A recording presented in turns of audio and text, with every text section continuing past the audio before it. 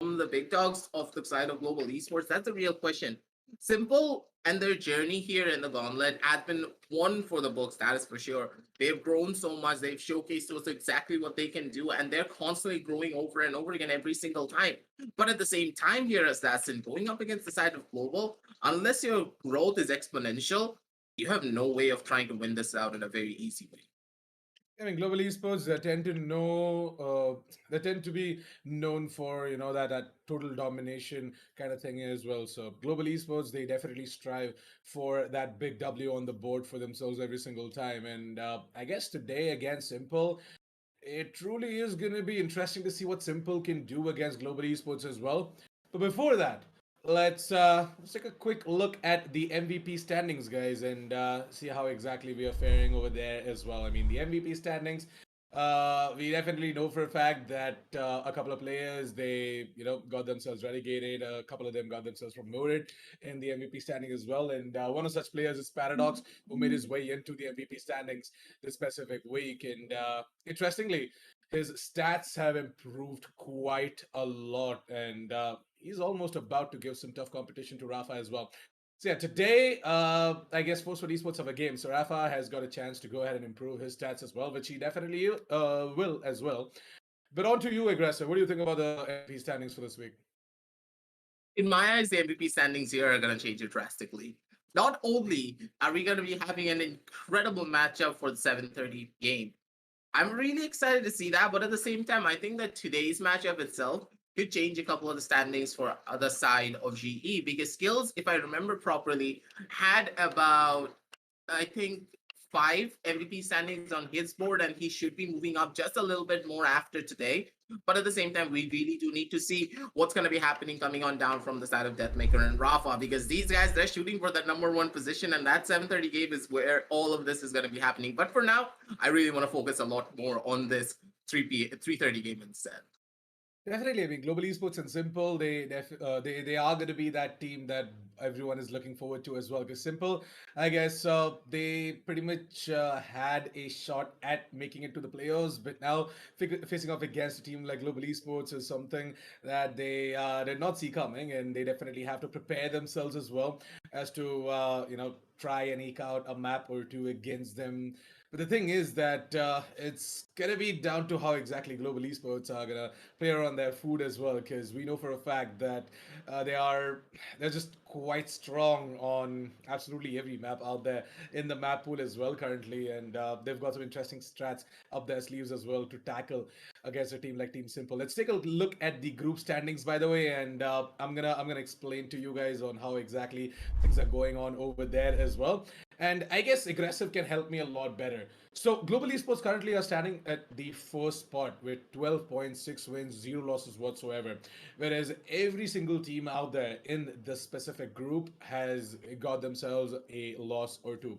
So Team Simple, they're currently sitting at the seventh spot with one win, five losses, and 4 points. Now I don't think so that they are going to be able to make it to the playoffs because well, they've got 4 points. They are facing off against a team like Global Esports. So aggressive, help me with this, buddy. What do you think about the group standings? And do you think so simple as a chance? Simple in my eyes when it comes down to purely getting to playoff. I don't think it's going to happen. But one thing that they can do is try and prevent relegation from happening and getting themselves sent back down to the qualifiers for season two instead. And in my eyes, Team Simple, they have the possibility of trying to take away at the bare minimum of one map from the side of Global Esports, but to take away a win, that's going to be an insurmountable task moving on down forward for their side. But at the same time, do you know what I'm really surprised about when looking at the group statistics? The fact that Team Valor have been dethroned from the number four position, and it's going to be the side of Tempest taking away the number four spots and heading on down over to playoffs. True that. Quinn, what are your thoughts on the group standings, and what do you think about Team Simple? And do they, stand a chance to just surviving in the specific stages?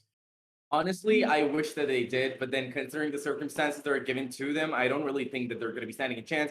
Because yes, they've gone up against teams like Force One, and they've shown outright, and they've like really shown them what they can do, their own skills. But at the same time, it's kind of the experience factor that we're talking about. Global esports has a lot backing them up, and Simple honestly has a long way to go. So I really feel it's kind of an unfortunate situation where one of their last few matches is going to be against Global, so they're not going to be able to climb up the ladder, and I feel like they're going to be relegated along with Team Insignia. But then again, they gave us a good show, they gave us a good fight, and honestly, that's what we're here for, right? That's right. That's absolutely right. I mean, Team Simple, we all hope that they are going to be able to go ahead and try and take down the behemoth like Global Esports as well. But Global Esports, as we know, are known to to get total domination in whatever specific match they play. We're looking forward to seeing what they are going to do as well. Let's quickly jump in towards the team intro as well for the side of Global Esports and see what exactly is going to be the lineup coming out from the side of Global and. What can we expect out of this match as well? So SK Rossi, Kappa, Hellranger, Skills, and Lightning Fast. Well, I still remember the last match Global Esports play. Lightning Fast went ahead and got himself that ace as well to finish it off all off in style. Ignacio, your thoughts on Global Esports and what do you expect out from them today? I don't think I need to really say anything about this team, primarily because they've already showcased to us what they can do from their plays. So me, as an analyst and a caster, trying to hype them up even more is something that I really don't need to do. And if I do that, I don't think I even would do them enough justice. These guys have proven themselves over and over and over again to start from the very bottom and then rise to the top in such a grueling way. The side of global esports, the fact that they're at the top is nothing to scoff at. You cannot say it's gone through just because of pure talent.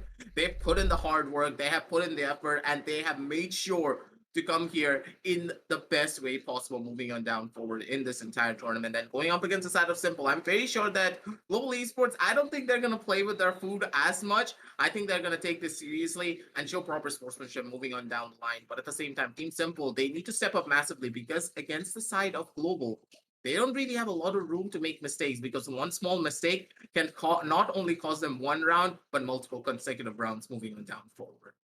That's true. Team Simple, they are known to, put in these tiny little thorns as well into the way of a lot of other teams, and they're very, very good when it comes down to their aim department, their fragging department as well. But strategically is where they kind of lack, and against a heavily strategic team like Global Esports, I guess Simple are gonna kind of have a tough time as well. But let's just quickly take a look at the player spotlight coming out from the side of team Global Esports, and it is gonna be interesting to see who exactly is gonna be that player who's gonna be standing out from the rest. It's gonna be Hellranger, the IGL himself.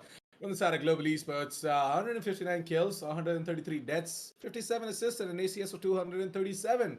Interesting stats right there coming in from the Captain IGL himself. Well, Kuwait, your opinions on Hellranger, and what are you looking to see out of him as well from the specific match? Honestly, from the entirety of the team of Global Esports, what I like is every player picks up their own slack, and Hellranger is no different. He knows exactly how to play the initiator that he normally plays, whether it's Sky or any other initiator that he's going to be playing. And in my opinion, an initiator is as strong as a duelist, because when you have those flashes going in for you, there's nothing stronger than that. And at the same time, you're going to be able to support your team with heals. And he does like going in for that Sky play quite often. So it's honestly really fun watching him play.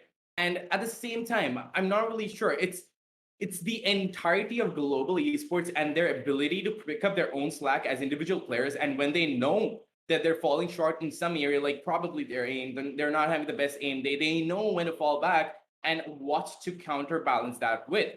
Hellranger is no different. I mean, his stats speak for themselves, but at the same time, I want to point out how beautifully well he helps his team, gets that initial entry, plays with those flashes, and honestly just overall supports his team as Sky or any other initiator that he plays.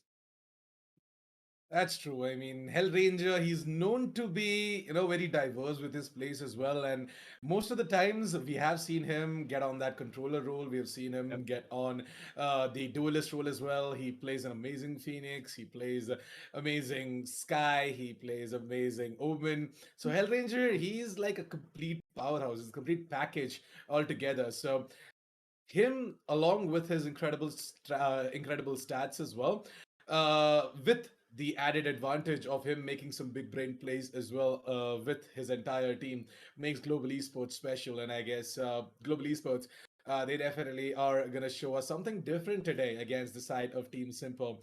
They might just go ahead and end out their specific matchups in the group stages in style as well. So really looking forward to that. But talking about Team Simple, let's quickly take a look at their specific roster and how exactly they are standing against a team like Global Esports. So talk about Team Simple, right? Got some got some interesting players right here with so much potential. I mean, just talk about KPKP himself, dude. The guy is just it's just crazy when he picks up that Astra, and he's some you know uh somewhere he sort of resembles a very, very young and upcoming Blackhawk. But then it Mhm. definitely is gonna take a lot of time for him. What do you think about the side of Team Simple Aggressive? I completely agree with you when you say that KPKP is like an upcoming Black Hawk. This guy just shows his potency when it comes down to a lot of his different plays. He shows that level of consistency every single time that he plays because we know for a fact that whenever we see the side of Team Simple, we always highlight KPKP because he's like that consistent backbone and that consistent pillar that always holds the side of Team Simple up every single time. Where players like Power who can just completely dominate the entire server, but you cannot always rely on him to dominate. Sometimes he's gonna have a slow start, and then you need players like KPKP who can just, rein things in just a little bit, put his team in the right position, and allow these star fraggers and these star players to show up massively down for their side. And I'm really hoping that the side of Team Simple can bring that level of play down here against the side of Global because anything less, and they're going to be sent home packing almost immediately because relegation is right around the corner. They cannot afford to make any form of small mistakes that the side of Global can expect. Through that, Team Simple, they have got no room for errors whatsoever. They've got to be very careful. Each and every step they take is going to be crucial against Global Esports. And Global Esports are a team that are going to go ahead and punish you for every single mistake of yours. So you better be careful as well, Team Simple. But moving on towards the player spotlight for the side of Team Simple, and let's see what exactly is that one player that is in the light for today. It's going to be Melody, duelist for the side of Team Simple with 201 kills, 227 deaths, 81 assists, and an ACS of 181. Interesting stats right there. But then I guess he definitely did not, get to unleash the beast within himself in this entire group stages, at least for season one. What are your thoughts on Melody, Quaint? Honestly, as a duelist, I don't really have a lot to say because normally the role of a duelist is to go in, get that initial frag, go in with your initiator, open up like a huge pathway for your team to take the site. That is what Melody does. But the thing about the entirety of Simple is they have some of these on moments, off moments, and same goes for Melody, where like some days he's just having an insane day, having an insane aim day, and just having like such good luck and using his utility so beautifully. And some days it just falls short a lot, and then he can't really come back up. So I don't know what kind of a day today is going to be, but nonetheless, I hope that Melody's going to be pulling through because, like Grace has said, really, really crucial day for Team Simple over here. Because any mistake that they do, any slip up, and it's going to cost them the entire gauntlet. Got to come back for season 2 though; it's still there. Yeah, I mean, they definitely can, go ahead, sign up once again, go through the qualifiers, and then make their way in towards the group stages as well. So, see, so Team Simple, just you guys worry, give absolutely everything in this specific match against Global Esports, and I guess you guys should pretty much be able to, get yourself some result as well. If you're not a problem at all. You can always come back and fight your way back in towards the group stages and eventually towards the playoffs as well. But yeah, enough talking about the rosters and the lineups. Let's get into maps. So let's move in towards the map veto and see what exactly are going to be the maps that are going to be played in this specific best of three as well. So, starting with you, Aggressive, what do you think about this specific map veto? Because I know for a fact that we have a lot to talk about here. Yeah, the very first map being split, picked up by the side of Team Simple. That is like a massive thorn in their plans because primarily I understand how confident the side of Team Simple can be when it comes down to split in particular, but against Global, you don't take them to this map and come out of it unscathed. Primarily Mhm. because Global Esports as a team, they adore this map. They've played this over and over again, and they have taken out many, many, many juggernauts on this map in particular. And I'm always going to go back to the play coming down from the side of Lightning Fast. And I'm very sure you remember it as well, Assassin against the side of Godlike. Lightning Fast is just another beast entirely who can solo hold an entire side. And if he's going to be bringing that same level of gameplay down here against the side of Team Simple, and then picking up Split in particular, going into the home ground of global esports, this is going to be a massive question mark in my eyes. But at the same time, Team Simple, they could have like a different strat or maybe something spicy on their tables that they want to bring out and showcase to us all to take this win against the side of Global on map number one. And in map number two, it's pretty much self-explanatory. It's going to be Icebox. Global are going to be very comfortable here. And at the same time, Simple, they're also going to be a little bit more comfortable here as well. Primarily because we have seen what they can do on this map in particular. But against the side of Global, they once again need to step up massively to bring their A game down to the table. I mean, Simple, they definitely are quite confident to go ahead and challenge Global Esports on one of their best maps as well for map number one. That is going to be split. And then Icebox is an entirely different story altogether because Global Esports, we've been seeing them, bring up some interesting strats on the map of Icebox. So it truly is going to be interesting to see what exactly Team Simple can do on both of these maps. It is going to be a challenge. It's going to be a big one. So let's hope that Team Simple have got their Red Bulls ready, their energy, and absolutely all the strats ready as well with them in that strat book because things are going to get quite heated up. Quaid, what about you? What do you think about the map veto? Honestly, I've been dying to talk about this because them going against Global on their home ground, like Aggressive said, that is a really, really bold choice. But then again, I feel like it's kind of like a go big or go home kind of situation, right? They're like, you know what? We're on our last standing anyway. Might as well go big. Show what Global Esports, show Global Esports what we can do. And if you're not going to be able to do that, we're just going to come back the next season. So I feel like that's what they're going to be doing on the map of Split, which is why they've gone in for such a bold move. But then again, I haven't had the good fortune of seeing a lot of simple matches being played out except for that one way, way back where they went up against Force One. And boy, did they show Force One what they're made of. They honestly won that map out. So really, they might be able to go toe to toe with Global Esports, but I'm not really sure because this is the TEC Gauntlet powered by WD Black and AB Ryzen Radeon. We are here to provide that grounds for teams to improve and understand. So if they've come back stronger, I don't know. They actually might be able to take Global Esports down, but it's just wishful thinking. Let's just see what's going to be happening. All right, so before we head on to a break and throw it to the caster's desk as well, I want to ask you, gentlemen, real quick, aggressive, your predictions for this specific match. What do you think? Is it going to be a quick 2-0 or is it going to be a 2-1? What do you think is going to happen? In my eyes, I really need to see what happens in map number one. But if the side of Team Simple are able to bring like S tier gameplay, I'm very sure this is going to be a 2-1 going in favor of the side of Global Esports and inevitably, but at the same time, it's Global Esports. So we are expecting a 2-0. But you never know. The underdogs could just pull up a massive upset, and we're gonna get like what 10,000 viewers concurrent almost immediately. Wow, all right then. Well, we definitely are looking forward to that, but more from the side of Team Simple, right? I mean, Global Esports, we all know what they can pull off, but what we are really intrigued to see is what Team Simple are gonna do. So, Quaint, it's your time now to come up with the prediction. So, what do you think? Is it gonna be a quick 2-0 or are we gonna be seeing 2-1?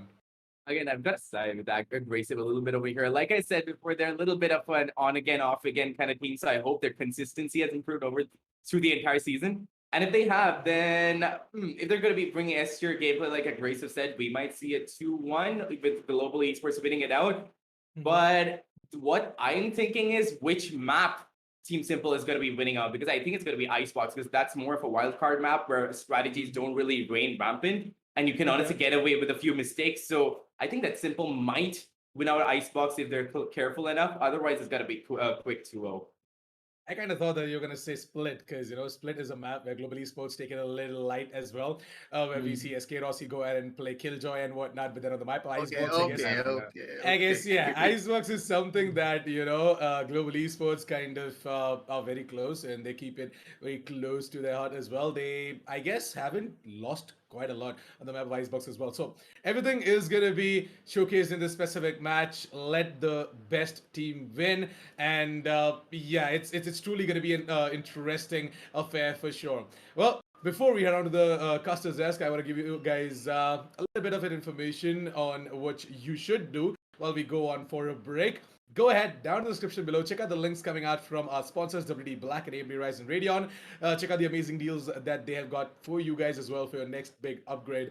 And get yourselves a can of Red Bull as well while you're at it, scanning the QR code. It's going to be coming up on your screen in the caster's desk as well. You guys are watching the TEC Gauntlet Season 1 powered by WD Black and AMD Ryzen Radeon. We're going to be right back with the caster's desk and into the game as well. The casters for the day are Aggressive and Quaint. So, don't go anywhere. See you soon.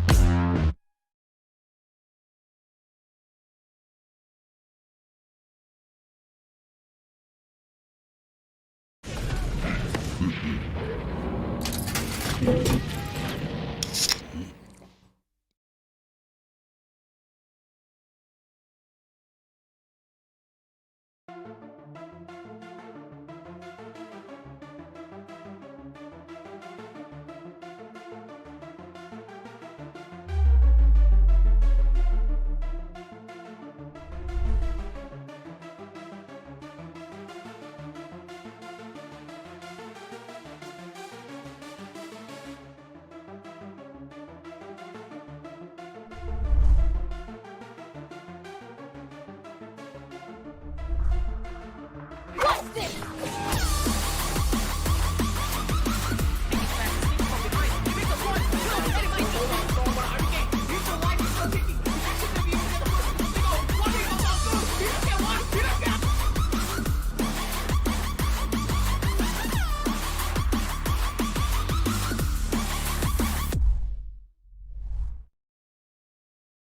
Welcome back, ladies and gentlemen, to TEC Gauntlet Season 1, powered by WD Black and AMD Ryzen Radiant. As we are back, we ran over to the caster's desk to bring you this intense matchup. It's going to be your boy Aggressive, joined by Queen on the caster's desk this time around. And we are pumped and we are ready for this intense matchup of the side of Global Esports going up against the side of Team Simple. And honestly speaking, after such an intense game, you cannot be not excited for this coin. Like, personally, tell me, what do you think about this matchup, and what do you think that the side of Team Simple can do to try and give them that tiny little bit of an edge to take a couple of wins off the board and off the handle of the side of Global Esports? Because we know for a fact that Global, they're not going to be pulling any sort of their punches, and they're going to be bringing their A game almost immediately.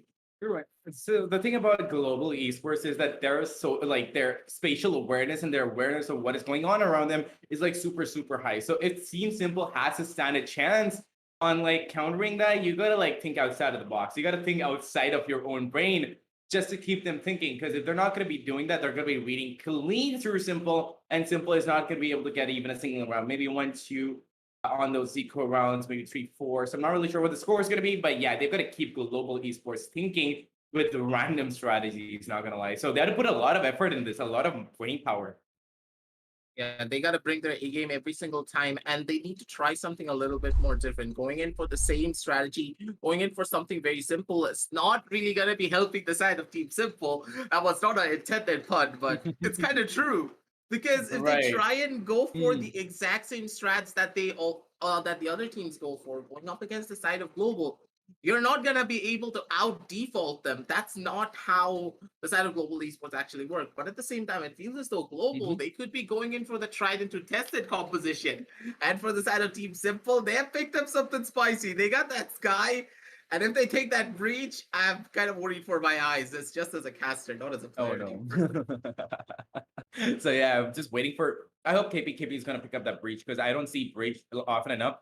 But instead, I guess we're gonna be seeing a little bit of a brim action because KP with those smokes honestly knows how to blind the enemies without a blind. You know, like he knows where to put the smokes down. He plays for his team. He plays for himself, and I love what he does. But I would have honestly preferred to see him on that Astra because I feel like, in my opinion, an Astra is more of a versatile character than Brimstone is at this point. Like, in my eyes, it's not even a comparison at this point. Astra is just outclasses Brim in almost every aspect. But then again, some people are used to Brim, so I feel like that's why they keep going back to it. But I don't really see a reason to go back to Brim.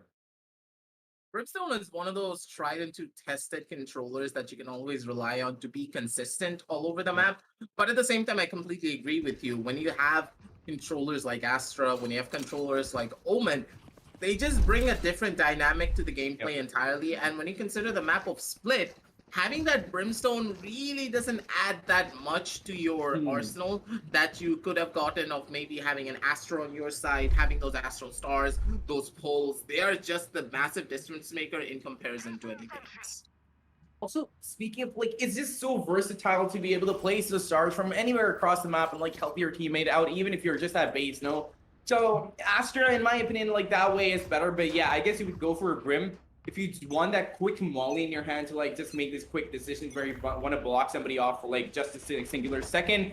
That is probably the only advantage you're going to be having as a Brim. But nonetheless, let's see how he's going to be using Brim to his fullest potential. Let's just go into the first round of the day. Aggressive. I've been itching to cast this match for everybody, and I'm sure that you have too.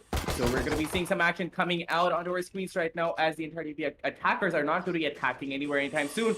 They've given out a lot of presence down mid, which means that Global Esports is expecting a mid push. But like I said, Simple knows that Global Esports is going to be expecting the default play, so they're not going to be playing down that normal playstyle anymore. They have to keep them thinking that is exactly what they're trying to do from the round one.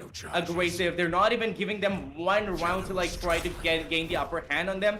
and they're just going to be keeping them thinking on their feet. So they're probably going to be trying to go in for B fake and go all the way down mid and go to A, or probably just go for an A take instead, aggressive. But so far, so slow. Taking it slow, they're taking it fast, but at the same time, they're switching up the strategy so often that this could just be working out in their favor. SK Rossi does get a one initial take, but that's pretty much all that he's gonna be getting. ASDF gonna be able to take down Kappa, but Scales, he's still alive, he's still kicking, tries to flood him fade, and that's just gonna be hurting him down, but at the same time, Hellranger, he's just repeat them down one by one, shots going on in, and left shots going on in right, and Hellranger comes in with the triple kill. Beautiful classic right click at the very end to finish everything off, and that's going to be the first run on the board for the side of Global. And honestly speaking, Quaid, that defensive hold down near from the side of B Heaven was absolutely incredible from all the members of the side of GT. Incredible indeed, aggressive. But at the same time, I mean, Simple is giving it their all, because they're trying their best to keep Global Esports on their feet, on their toes, and to not like see through what they're trying to do.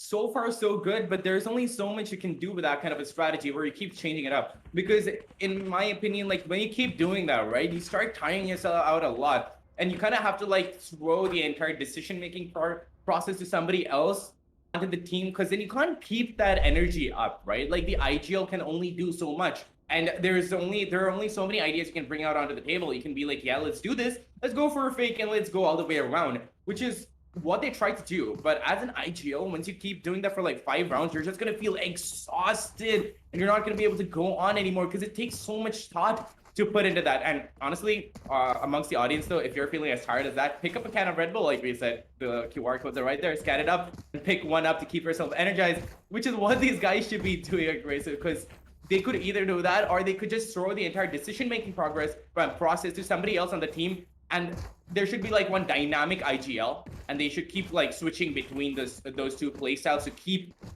GE on their feet. Because when multiple minds are trying to come up with strategies, right, that is what is going to keep GE confused. Yeah, I completely agree with you there. Team Simple, they need to try something a little bit more out of the box to try and take a possible win against the side of Global. Primarily because after what happened in round number 1, I kind of understood their strategy. They really wanted to make that push happen down from the side of B main, but as they didn't really get any form of information there, they understood that, hey, probably the breach is playing down over inside of that B side. Maybe we don't need to go in for that immediate rush from that specific angle. We need to make our way down from the side of main, maybe through from the side of B Heaven, use our numbers to our advantage, but at the same time, they kind of did forget about the fact that, hey, if Kappa is holding down as the breach, from the bottom of that B side, it's going to be absolutely impossible for us to get ourselves inside of the B Heaven angle with SK Rossi holding on down from the back end. And Kappa, he just did that beautifully. He just went in for those 2 flashes, stalled out the push for long enough for his entire team to come in as backup. And at the very end, it was just cleanup duty. Every single member coming out from the side of Team Simple, they were just not ready for it. They were all stuck in one position, and they were literal chickens with their heads cut off. And they need to try and establish some form of map control before they try and go in for a lot of these aggressive pushes or a lot of these aggressive holds, because primarily you do need to remember, unless you are establishing some form of map control in the map of Split in particular, there is no way you're going to be able to win it out, because on the defensive side, the defenders have all of the advantages in the entire world, unless you create a little bit of pressure down onto one singular sideline of the map, or you go in for a massive 5-man rush that the defenders have no way of stopping whatsoever, using your own utility and also your raw firepower when it comes down to your aim. Yeah, honestly, like we've talked about these maps like Ascend and Bind before, where it's not completely about map area control, but more about micro control, get your smokes and your overall teamwork. And as for this entire map of Split, this is mostly based on map control. And it all depends upon how you're going to be doing that with your entire teammate, because it's a really suffocating map. It has a mid lane that can be stopped by a Sentinel. It has like 2 sites that can be stopped by Sentinels. It has a lot of opportunities to work around with a lot of strategies. And that is what Global Esports knows just how to do oh so beautifully. But then again, if you're not going to be keeping your mind focused, if you're not going to be having that one center thinking point, like that one CPU that keeps you going on and keeps your team thinking as to like what you're going to be doing, and you just leave your fraggers to do what they're going to be doing, keep one IGL and keep switching it up, that is the only way I see that Simple is going to be winning this out. Because the last round was a little bit messed up, because I feel like the IGLs just threw out their strategy out there under the table and they were like, yeah, let's do it. But at the same time, you got to think for yourself a little bit too in the moment. And that didn't seem to come out from them. They tried their best. They did a really good job, but then Global Esports just could shut them down. So sometimes when multiple IGLs exist and multiple guys are giving you information and telling you what to do, it never really works. Because you know how it goes, like Grace, too many cooks spoil the broth.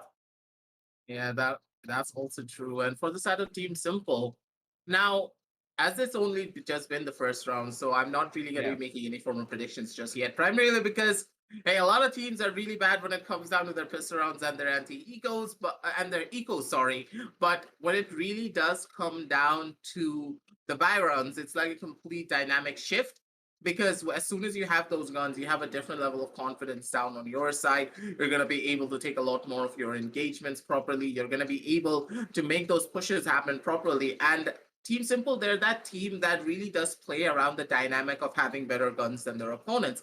And as soon as they have that first taste of victory, that first initial taste of getting that win, they're gonna latch on to that, and I'm very sure they're gonna try and snowball it into multiple other rounds moving on down forward. And going up against the side of Global, they're gonna do exactly that. They're not gonna budge even an inch. I'm very sure moving on down the line, but at the same time, they need to try and get there with a little bit of much more oomph in their previous rounds because they need to try and establish that little bit of an economic advantage moving on down forward into their own eco round, because if they're not able to at the bare minimum get 3 kills or maybe 2 kills and a spike plan, they're gonna have a pretty rough time trying to fight for the eco, because we know for a fact that whenever the side of Global Esports have a massive economic advantage, they're a team that will not give up that eco advantage no matter what. They're gonna fight for it over and over again, and they're gonna employ strategies to make sure they maximize their eco as much as they possibly can. They never play it risky, other than of course SK Rossi, who just dashes on in and somehow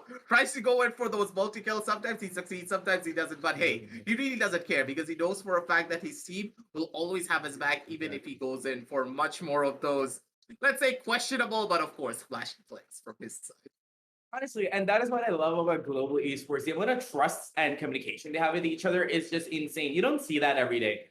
And that is exactly what goes on for SK Rossi. He's like, you know what? I'm going to go in for a dash into the eye of the storm, into exactly where the opponents are. I know they're going to be there, but I'm going to be dashing in to get a few kills anyway, because I know that the rest of my 4 teammates are going to be able to pick it back up. But then again, at the same time, when you're giving out too many rounds because of that flashy gameplay, you kind of have to slow it down. And SK Rossi has to learn to do that. Everybody has their own flaws. Every team has their own flaws. And SK Rossi has it too. He has to like slow down just a little bit when he has to. But then again, he does pull out those flashy plays, gives the audience the show that they came for.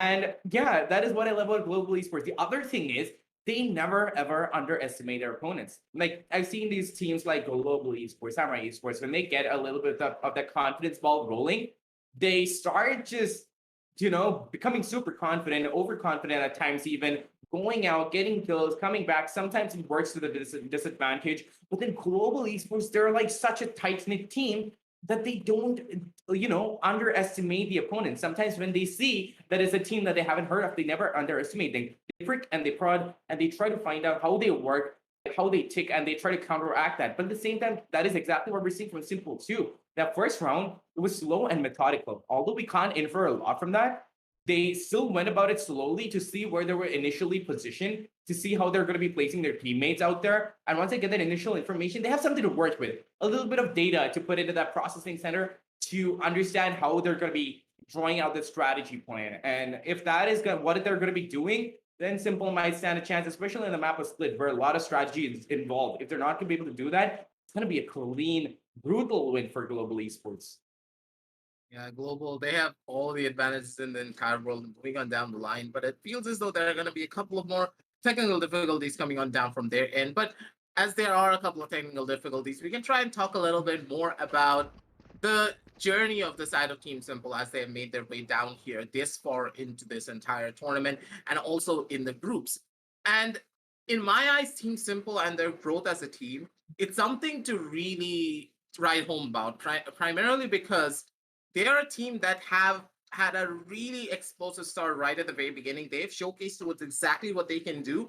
But when it really came down to consistency, they really did fall kind of short because consistently we saw the side of Team Simple take map number one of an entire set and then just drop the ball when it came down over to map number two and map number three.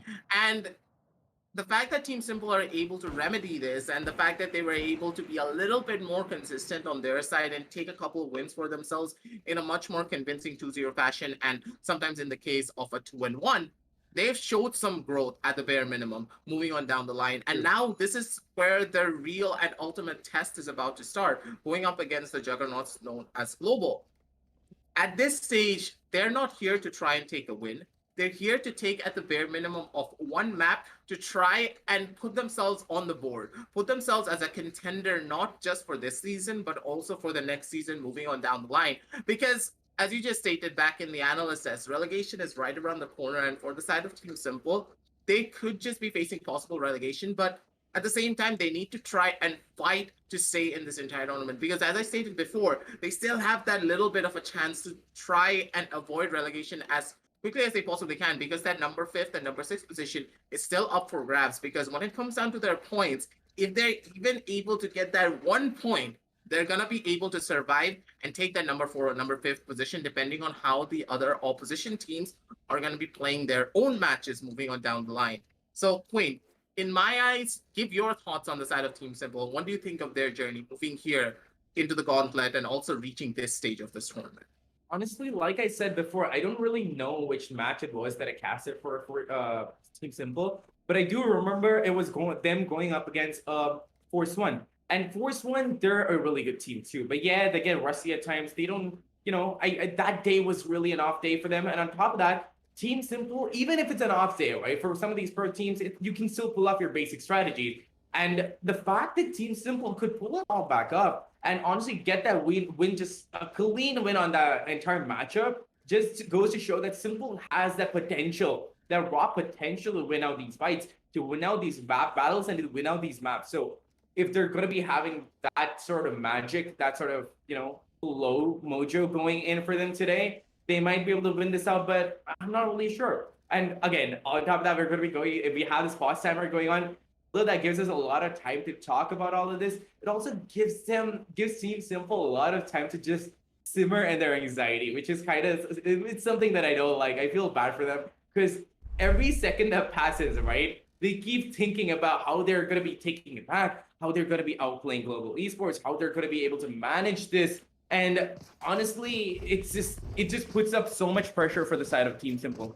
We've seen everybody reconnect back to the server, so I feel like Aggressive, you're going to be jumping right back in action, and I'm so ready for this. I'm so ready for the second round, which is going to be a bye round coming in from Global Esports. And look at SK Rossi. He's just super confident right now. He's gone in for a Phantom and half shield. He knows he's going to be able to get those kills down. He's feeling Gucci with his aim, and he's probably going to be able to take it. But then again, it's going to be an eco round from Team Simple. If they manage to do even a little bit of damage, they're going to be having a bye round the next, and they would have also done a lot of damage to the side of Team GE. So I'm not really sure what they're going to be pulling out because that was just the first round. We don't have a lot of information to work around with, and neither does Team Simple. So let's see what they're going to be pulling out. It feels as though, like, Power on the back end, he's just, like, doing his ritual with his bird in his hand. Like, one of those rituals, like, he's just praying. He's like, I need to get as much favor as I possibly can because on the other side of this world, it's just going to be a judge in the hands of the side of lightning. But that judge going up against a grenade is not something that you really want to see. Skills comes on down from the sideline, gets one more for himself with SK Rossi, chiming on in and getting that revenge kill for his buddy Lightning Fast. And with that, it's already going to be going on down to a 4 versus 2 situation. The flashes are already ready in Kappa and SK Rossi. They're looking for blood, but at the same time on the other side, it's going to be Judge. It's going to be the Jury. No, Power holding it down with that Judge, ladies and gentlemen. And he's going to be able to get a double kill for himself and immediately go in for that plan. And at the bare minimum, they should be able to find a lot, but with the footsteps already being made from the side of Power, he's playing it smart. He's going in for the wraparound play. This could work out beautifully, but Skills, he's going to be able to spell him out. He's looking for him. He's going to be going in for that shot at Skills. He was just ready for it. He's like, I know exactly what you're thinking, Power. Don't you think I know that you're going to be going in for a wraparound play if you didn't opt to go in for that plan? Beautifully played from the side of GE, but also beautifully played from the side of Power to use that judge to its fullest potential. Honestly, he just hit like rain hell on the side of Global Esports with those kills. But honestly, SK Rossi is not going to be backing down for that challenge. He's picked up the Phantom. He's going to be retaliating because honestly, he's mad. I'm sure he's mad that judge took him down. But like you said, beautifully played out by the side of Power. Because the entirety of the team, they're on an eco.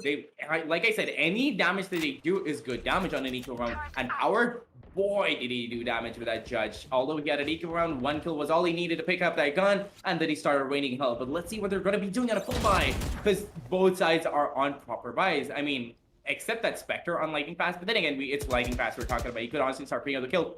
But then let's see what's the side of Team Simple is going to be doing, because they're not consistent with where they're going, and they're just trying to like freaking prod, see where there are a lesser number of people, and they're going in for that take. Now that sound notification has been given out for that reload, and Melody knows. He knows that there's going to be a person holding that down. ASTF, however, get that kill on skills, but Hellranger is going to be trading him out instantly. 4v4 equals even Stevens, and 50 seconds on the clock to work around, but they do have the spike in their possession, and they have to get a good move going on. They do have a few abilities, but not enough to take an entrance. They're probably going to be going in for an A take, and ASCF is just waiting for that flank to come in so he can get one more kill and help his team out with one lesser player to worry about. Lightning Fast has to get a kill on Storm, and SK Rossi is going to be picking up another 2v4 situation. And Power, however, with the cheeky little fang, does manage to get out Kappa. 2v3 situation, aggressive. I don't really know if Simple is going to be able to take this round out, but it all depends upon how good GE is going to be holding it down. A lot of this pressure is going to be falling onto Power and how he's going to be making that first initial entry. He's not going to be able to find out much. He does take down Rossi, but that's pretty much it. Hellranger coming on down from the back end to get that immediate trade-off. And with that, that's going to be 3-0 on the scorecards already, ladies and gentlemen. And this defensive hold coming on down from the side of GE is just so strong and just so potent as well. They're not budging an inch when it comes down to the way that they're holding a lot of these different parts of the map. And every single time we see the side of GE, they always have a crossfire setup. But coming on down from the side of Team Simple, it feels as though they're spreading out a little bit too much, especially when you consider the map of split. Yes, it can really work out the different type of split strategies that you're trying to employ, but when you have a Brimstone and a Sky, these kind of split strats are not something that's going to be working out in your favor. But yes, and also Global Esports knows that they're on an eco round. They know that they don't have the guns to work around with. So SK Rossi is going to be pulling his usual strategies. He's going to be like, yeah, I've got my guns, I've got my kills, I'm going to go in for those kills. Went in, he got a kill, but then again, Hellranger over here is going to be picking up that cheeky kill on Storm. Storm was honestly giving it his all. He just wanted to go around and get a peaceful little kill, but no, he's going to be denied by Hellranger. 2v5 situation, and not a lot the attackers can do. All they can do right now is lurk and wait. Wait for somebody to walk in that crosshair, but sadly, what is going to be walking in that crosshair is SK Rossi, and KP can do only so much against a god like SK Rossi, and he's going to be picking up the 4th kill to a 4K right now. I feel like at this point, Global Esports was like, you know what? They're on an eco round. We have guns. Let's go. Let's see who gets the highest number of kills. And obviously aggressive, obviously was SK Rossi. Yeah, at that stage, it's going to be SK Rossi just going in for those frags at the very end with his buddy Kappa on his side. And honestly, the dynamic of Kappa and SK Rossi is something that we always talk about. These two are the best dynamic duos when it comes down to the flash and dash combination, primarily because these two people have been using this since day one on the map of Bind as well.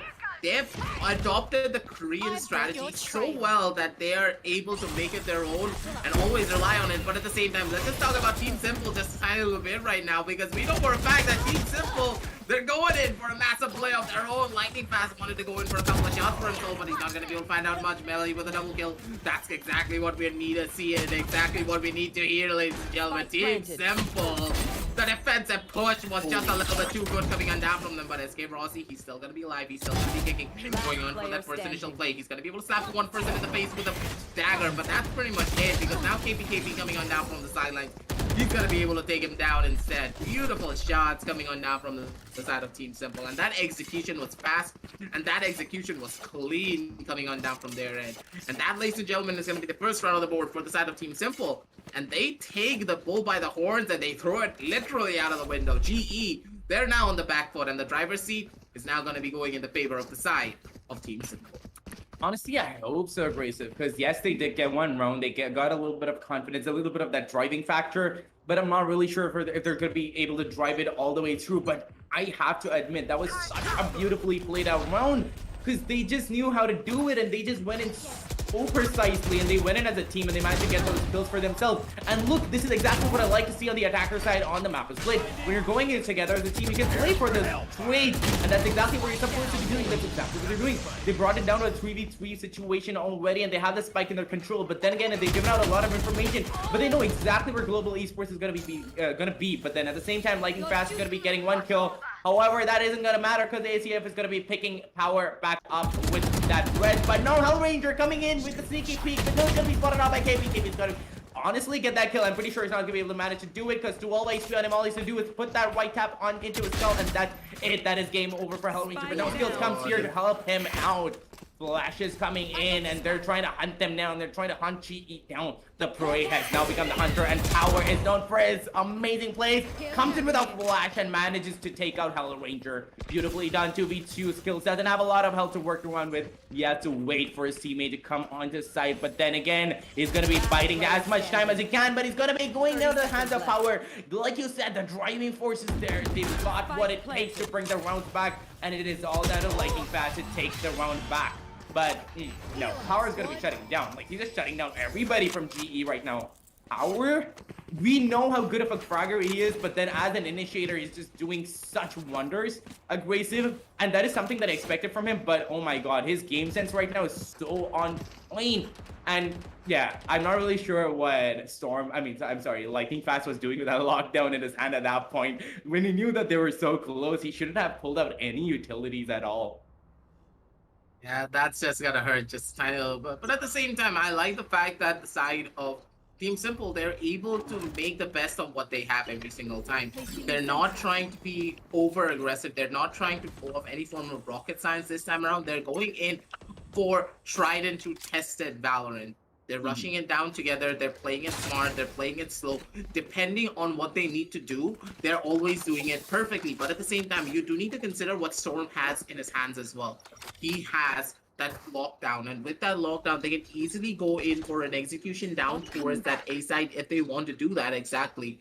But at the same time, it feels as though they're trying to play it slow. They're trying to play it smart. They're not going to be going in for a fast rush just yet. They're trying to see if they can get any form of a mistake to come down from the side of GE. But GE, they're giving nothing away. They're playing it slow. They're playing it smart. They're not going to be going anywhere. They're waiting for the side of Team Simple to make that first initial move. And with only 40 seconds left on the clock, they need to make that move fast. Otherwise, the clock is going to be running on down soon enough. Honestly, and they're probably going to be going in for B take anyway, but I love how Global Esports just assumed that they're going to be taking A side control, and it just rotated. All of them just rotated to the side of A. Left. Although that is not going to be that advantageous to them, but at the same time, I feel like they're just playing for, B takes at this point. They don't have a lot of economy to work around with. There are only 2 Vandals, and it was all down to skill to hold it out. They were going to be going in with their full firepower to get those kills for themselves, but I think that Simple is going to be able to get this round out. Melody is going to be getting 1 kill at least. What? 10 seconds left. Valorant! And Melody misses that clean kill, but then again, the spike is going to be planted down. All there to play for his kills now, but no, Melody is taken out instantly. 3v3 situation, ladies and gentlemen, and it's going to be about a lot bad. That skills are going to be going down left, kills and going to be going down right. And it is all down to Lightning Fast and his Vandal to close this round out, but he knows that he doesn't want to go in for that fight. 22 hit points on him. He knows that he can't do anything aggressive. He's going to be going for that save, and hippity hop he does out of that side because he doesn't want to give out even a single point of health from himself, from his side. He's just going to be chilling in spawn over there in attacker spawn, just waiting for somebody to calmly peek him, and he's just going to be taking at least 1 exit frag onto his side, which is why he's not going in for a much safer position that he could be going in for. But yeah, in my opinion, that's one of the safest positions you could be hiding in. Any peek that comes in, you either kill or you die. But nonetheless, well laid out round from the side of Team Simple, but at the same time it was an equal round, so let's see what is going to be happening now when both teams have their furious guns on their side.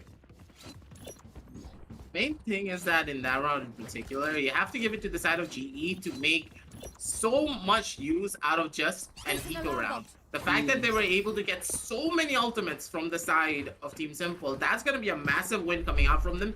GE, they're not even gonna care that they lost out on that 1 round in particular, because they were able to get a lockdown, they were able to get a showstopper, and they were able to force the side of Team Simple to lose out on 3 members in particular, and that's just going to be hurting them moving on down the line as well. And with that, it's going to be the side of GE being on the driver's seat, moving on down onto this Byron in particular down for their side. And Kappa probably going to be able to spot him on down out, and it's going to be Storm taking a lot of damage coming on down from his end. Gets tagged down to only 20 HP. SK Rossi made his way down over towards that other side, and it's going to be Lightning Fast just holding it down with his defensive hold. And with that, SK Rossi, he can easily go in for a peek and going for that first initial kill. He's going to be able to find out one. Lightning Fast on the sidelines is going to be able to take down ASCF before almost immediately. It's going to be KP trying to get that's what he did. Storm chimes in, gets his revenge kill down on the Kappa for dinking him in the head.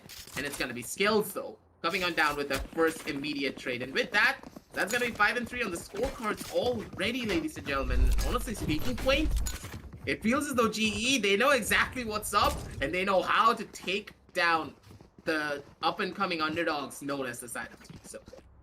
I mean, aggressive. Like, yeah, they know their stuff around the map of Split, but at the same time, can we talk about how beautifully Simple is taking those rounds for themselves? Because, yeah, in my opinion, it's kind of a defender-sided map. You don't have a lot of entries to gain entry with. And your best bet is always going to be A side. But no, Team Simple is just... They have 3 rounds already aggressive. That is not something that is that easy to do against a team like Global Esports. But Simple is managing it nonetheless. But let's see if they're going to be able to keep that momentum going on as they go in for that A-Tech again. However, there is always going to be that flank coming in. SK Rossi always going in for their aggressive peek, just trying to get any kills whatsoever. Lightning Fast tries to get a kill, but no, it's going to be stunned by a breach over there and all. That's all he can do as is. It's going to be peeking out. Skills chimes in like it's going to be taking out KP 4v4 situation. Could be anything, anybody's game right now, but no. A bad angle held by Raze over there does mean that Skills is going to be getting that kill in Melody, and it's 3v3 right now. Skills is looking for a kill. He's hungry. He has that showstopper in his hand, and he's going to be putting that to its use, to good use, and takes out ASDF. 2v2 situation, and it could honestly be done now by the attackers, but no. They should just be holding the sights down, but no, they're going for fights, and you don't take the fight to Global Esports. You let Global Esports bring the fight to you. Otherwise, you're just going to be going down if you're going to be giving them 1v1s, and that is exactly what the attackers did. And that means that the 6th round is going to be going into the side of Global Esports. And although aggressive Team Simple is holding their own, and they're being able to bring their rounds back, they have to bring a few more rounds if they have to be getting their momentum going on, or else they're not going to be able to do anything on the defense side, because their hopes and their confidence are going to be crushed anyway. The main thing is that the side of Global, their composition just becomes a lot more stronger as soon as they go over down to that attacking side. On the attacking side, that's where the Omen is going to be a lot more stronger, but at the same time, the Brimstone is going to lose a lot of his own potency, but at the same time, GE, they're just having a field day. What are these shots? What are these plays? Skills just laying a little bit of run and gun action on its own sidelines, trying to dodge out a couple of the shots coming on down from the side of the Team Simple, but at the same time, Hell Ranger, he's playing it smart, he's playing it slow. He knows for a fact that he cannot go in over aggressive, but yeah, he's going to be the one going in for his own aggressive plays. He's going to be able to take down a couple for himself, but that's not really going to be helping them out that much down in the long run. But still, ACF, he's going to be able to hold down strong. Kappa going in for that first initial peek. Here's other reload coming on down from the side of Power, and he's immediately going to be able to go in for a swing. Immediately going to be able to go in for a peek. It's going to be able to take down another one. Melody down in an impossible 1 versus 2 situation. He's actually going to be able to get 2 kills with his last dying breath as well as he threw out that grenade. But at the very end of it all, how much will these kills even matter moving on down the line? Because now you're going to be down 4 rounds when it comes down to the first half, and you need to, at the bare minimum, take these last 2 rounds off the board. Otherwise, moving on down over onto your own defensive side, on a 9-3 scoreline, you do not want to be going up against the side of GE like that. Like, you can actually make do with an 8-4 too aggressive, but at the same time, it is cutting it a bit too close for comfort when it's faced up against a team like GE. But nonetheless, I'm loving what Simple is doing right now, because they're coming out with such impressive plays and they're getting kills left, right, and center against a team like GE. And GE are not the kind of team that, you know, underestimate underdogs. They go in full force, they try to get in kills. But SK Rossi, on the other hand, has other plans. Going in aggressive every time, and he's trying to get those kills, but he's not being able to do it. But no, Kappa comes in with a flank from sewers, but KP just gets caught off guard. Does mean he's going to be going down and out for the fight. 4v5 situation is what is going to be playing out, ladies and gentlemen, just because of that. kill coming in, and ultimate is gonna be coming in from Breach, and does that. That means everybody's gonna be shocked, everybody's gonna be dazed and confused. Storm! Storm just manages to pick up the kill, and his entire team are just popping off and brings it down to 1v1, but no skills. What is this guy? Counter pop-up. I have no idea, Grayson, but he just activated himself and got kills left, right, and center. Yes, the attackers started getting kills. Yes, they started popping off, but skills was like, you know what? I'm a one-man army aggressive. This guy is the actual soldier for the entirety of the side of GE. What was that play? This guy just shifted and left. This guy got shifted and life. Literally military style. He took them all out one by one, and he didn't even budge an inch here, Quake. This guy was cool as a cucumber under so much pressure.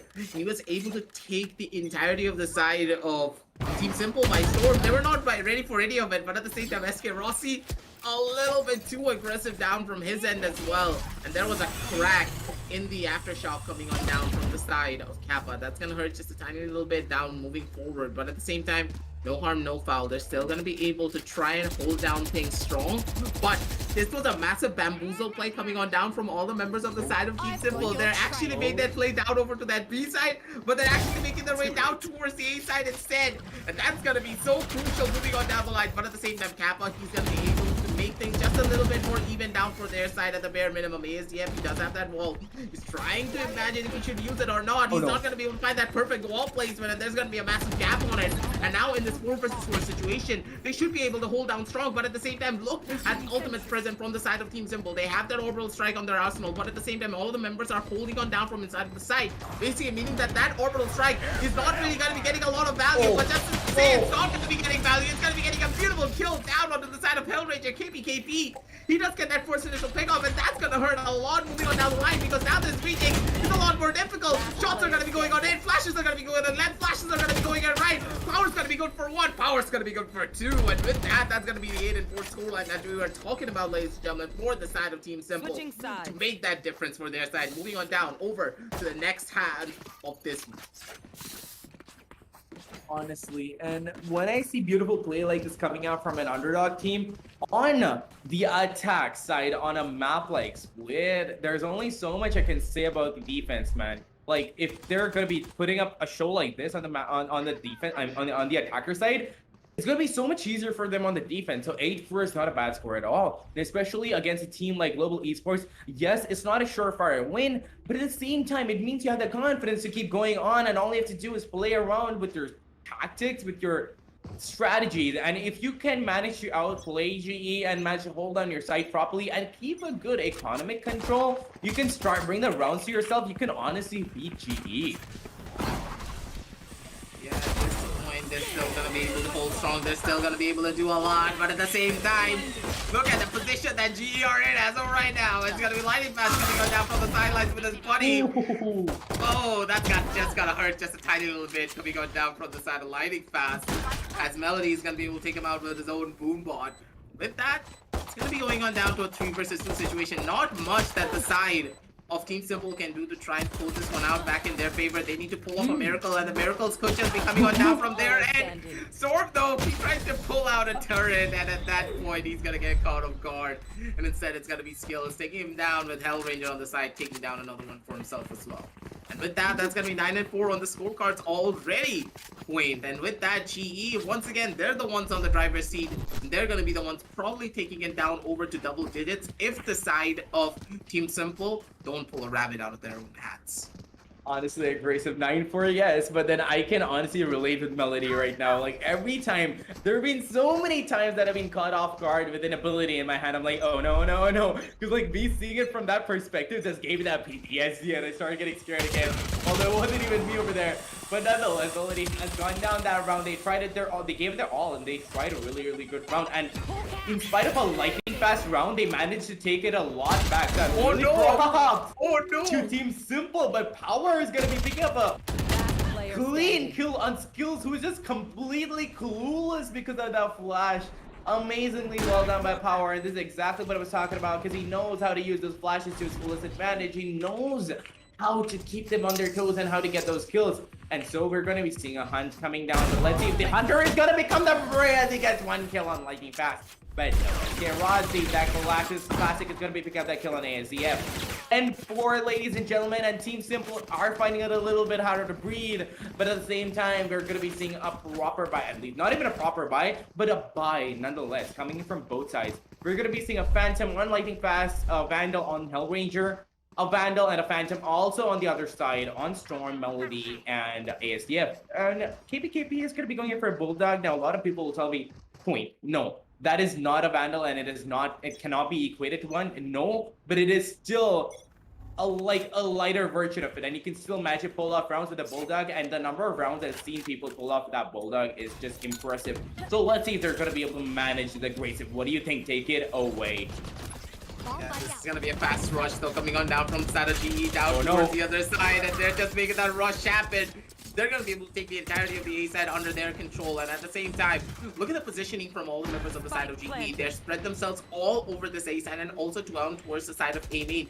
Basically meaning that they have a lot of room to work with, and look at the positioning coming on down from the side of Hellranger. He's at the bare minimum gonna be able to take down 2 players because I don't think they're gonna be expecting him whatsoever down over on that side. But at the same time, Melody, he just jumps on down from the side of him and he's gonna be able to take down 2. But from the side of power, he's gonna be able to take down multiple for himself as well. And Hellranger, he's the last one remaining, using the smoke to his own advantage. ASDF is gonna be able to circumvent the position being held by the side of Hellranger. And with that, it was an absolute communication breakdown coming on down from all the members of the side of GE. It felt as though they were lost when it kicked out of the postman positioning their queen. And 10-5 on the board, Aggressive. That is not a bad score at all on a map like Split and against a team like GE. So Team Simple, in my eyes, are doing really great. And yeah, like I didn't really bother by the first 2 rounds that much because that was an eco round. That was like just the beginning of the entire half.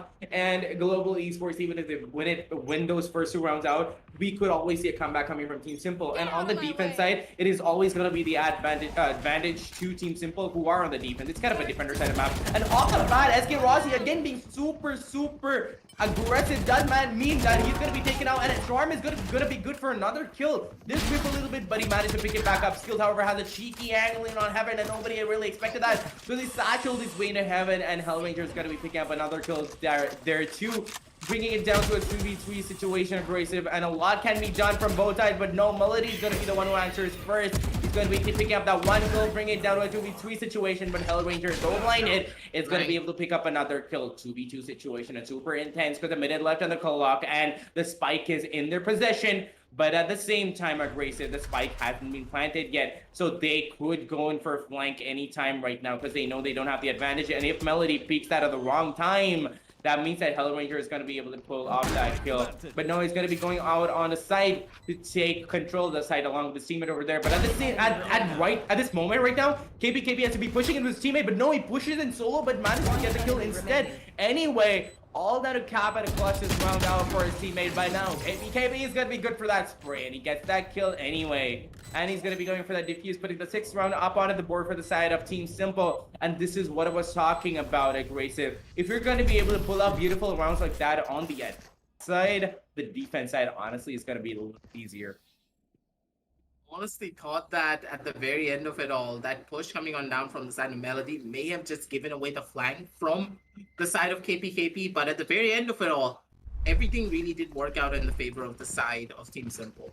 GE though, a little bit too over aggressive coming on down from the side of SK Rossi. He just lashed on in, and he really did it without really checking a lot of his own corners. I expected him to check that left-hand side corner, but the fact that he did not do that really did cause them to lose out on that first initial push, because we know for a fact that SK Rossi, he's one of those players that will never miss out on shots like that, especially an easy takeoff on the Storm. And that first initial takeoff not going in their favor just costed them everything when it came down to the trades.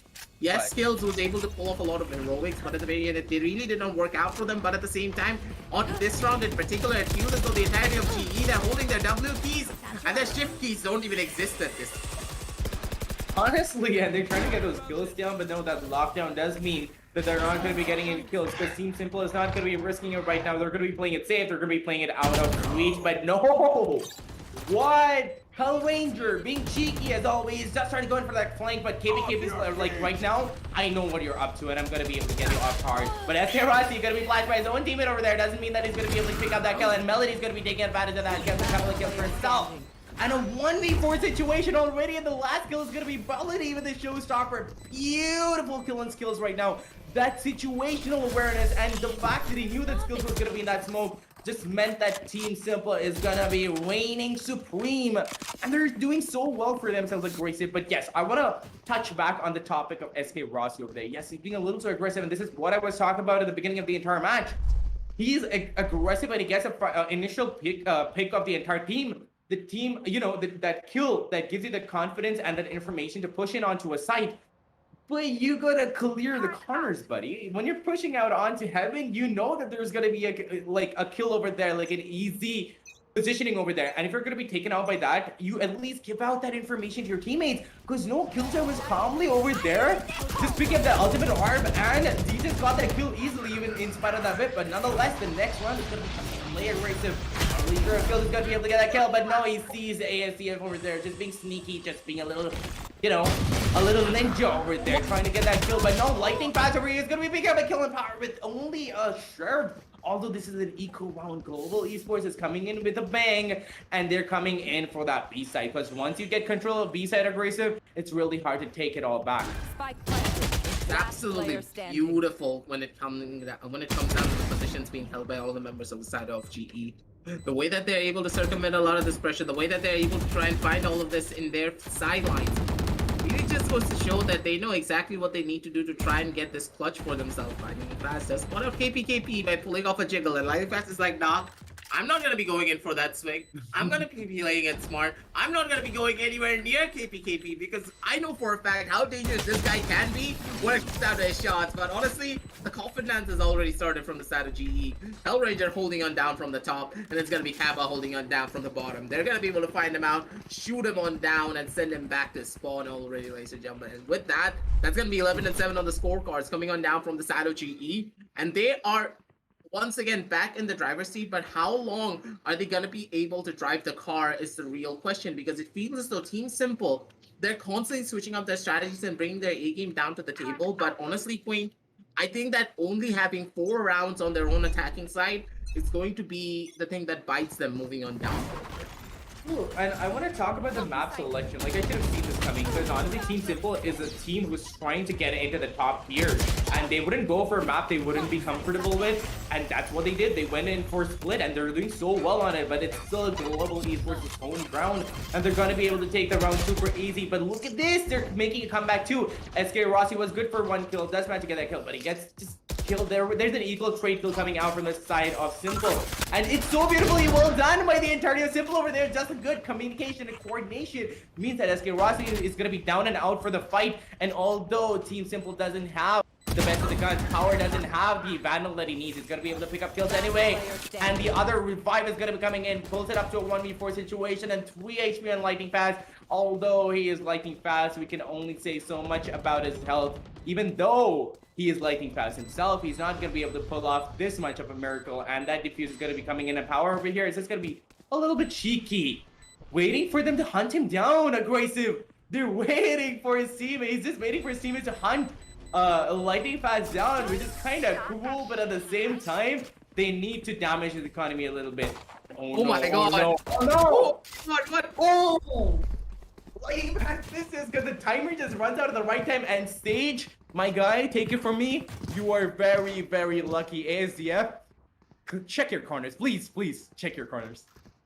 Honestly, you will never expect anyone to be there, Quaid, so I will not give any form of judgment towards ASDF for not checking that right-hand side corner. Because, honestly, tell me who hides there. Absolutely no one. And the fact that Lightning Fast was literally staring off into the wall and just admiring how good the paint looks on that wall in particular. I understand Lightning Fast said, hey, the graphics of Valorant is absolutely beautiful, but in the tournament setting, yeah, that's going to be a little bit questionable. But at the same time, Melody, he pulled out an operator, and he's showing exactly why he needs to be feared massively. But at the same time, skills, he's like, nah, I don't care. I don't really care if you have an operator in your hand. I don't care if you have a grenade or even if you have a rocket on your shoulders. I'm gonna be peeking the corner and I'm gonna be kicking out almost immediately for taking out my buddy SK Rossi. Yep, and we are seeing another aggression coming in from Global Esports right now, but an aggression that is not completely working out for them because Power is there with the cheekiest, with the best angles possible, and he's always shutting them down. And if they're not going to be able to see through what Power is going to be doing, Power is going to be picking up those kills anyway. That's Magic getting a kill on Kappa, but no, Lightning Fast is going to be trading him out instantly. But it doesn't really matter because it's still a 2v2 aggressive. Honestly, the side of Team Simple looking super strong right now. All they have to do is weed through their positioning and they have to weed through wherever they're going to be planting. And a little bit of a cheeky little molly is going to be coming in from KPKP. But no, it's going to be missing its mark just a teeny tiny bit. And all they have to do right now is work out their locations. And once they're able to do that, they can pick them clean out. ASCF knows where he is because that gunfire sound did come in. And all they have to do right now is play for those positions. Lightning Fast assumed that he was going to be in heaven, but no. He switched positions and KPKP is going to be picking that kill back up. ASCF is going to be going for that defuse. And that is going to be putting the 9th round onto the board for the side of Team Simple. And aggressive, there's only so much that I can say because Team Simple is just reveling in their successes right now because they're just so confident and they're just like, you know what? We deserved it. We're just gonna dilly-dally a little bit because we're going up against Global Esports and we're giving it straight to them. And as far as the Global Esports is concerned, aggressive, I feel like SK Rossi is being a little too overconfident and he's being killed out from the most, inopportune angles that are being held by Team Simple because those are really common angles, but they're going in as a team. And there's only so much SK Rossi can do. I know you're god under aim, but no, you can't underestimate Team Simple. And honestly, that's all it is. This stage, it feels as though the entirety of Team Simple, the way that they're able to just control SK Rossi, is what's giving them this form of a massive advantage moving on down the line. They will take it all away, but at the same time, the pushes are going to be going on in, and SK Rossi, he gets stuck between a rock and a hard place, and he gets killed out by his own teammate's grenade.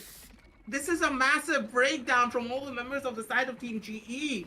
The fact that GE are not able to stabilize themselves, the fact that they're not able to coordinate together as a team properly is what's really hurting them the most here. And this is not something. Yeah, that was a lot of panic there, Quint, and it feels as though this is not the GE that we know, and this is not the GE that we would expect to go up on the map of Split in particular. And all the members of the side of Team Simple, they're able to just exploit all of the weaknesses that the side of GE are showing every single time. And once again, if this was a beautiful play coming on down from the side of KPKP to take that kill down on the Lightning Fast. He gets a double and it's going to be 11 and 10 on the scorecards, ladies and gentlemen. This is a massive comeback coming on down from all the members of the side of Team Simple. Yeah, and like I said before, I've seen them going up against Force 1, and yes, they brought the Storm to Force 1, but I was honestly just pitting that up to a little bit of like a slip up on the side of Force 1, but no, now I'm getting to see just how well coordinated Team Simple is. They're going up against Global Esports and they're being able to bring the fight to them, but oh my god, SK Rossi just seeming so confused over there. It was like, you know what? Enough of this. I'm going to go in. I'm going to get my kills. But no, Team Simple, they knew that SK Rossi was going to be doing that. And they were like, you know what? We're going to be setting it up beautifully for you. We have Killjoy and we take the utmost joy in killing. And they just activated their nano swarms. And honestly, SK Rossi couldn't do anything about it. It was just super confusing. It was like, wait, hold up. This is not what I thought was going to be happening. I'm going to be dashing right back up. But skills are like, you know what? I'm going to be throwing my pain chill in to help out my teammate, my buddy boy over there. But no, it's just going to be finding its way towards a really damaged SK Rossi. Gets that kill, and that confusion was exactly what the side of Team Simple needed to take advantage of, and they just pushed in, got the remaining few kills, and put the 10th round onto the board for themselves. Like I said, defense is going to be way easier, but at the same time, we're going to be seeing a tech bots coming in, and I feel like Global Esports at the same time is having a little bit of a technical issue. Might be because of the, that's probably why they're not having that much of a good time right now. Because they're not being able to understand, they're not being able to aim as well, and they're not being able to get that prior information because of probably network issues maybe. Might be having lag, might be having something else.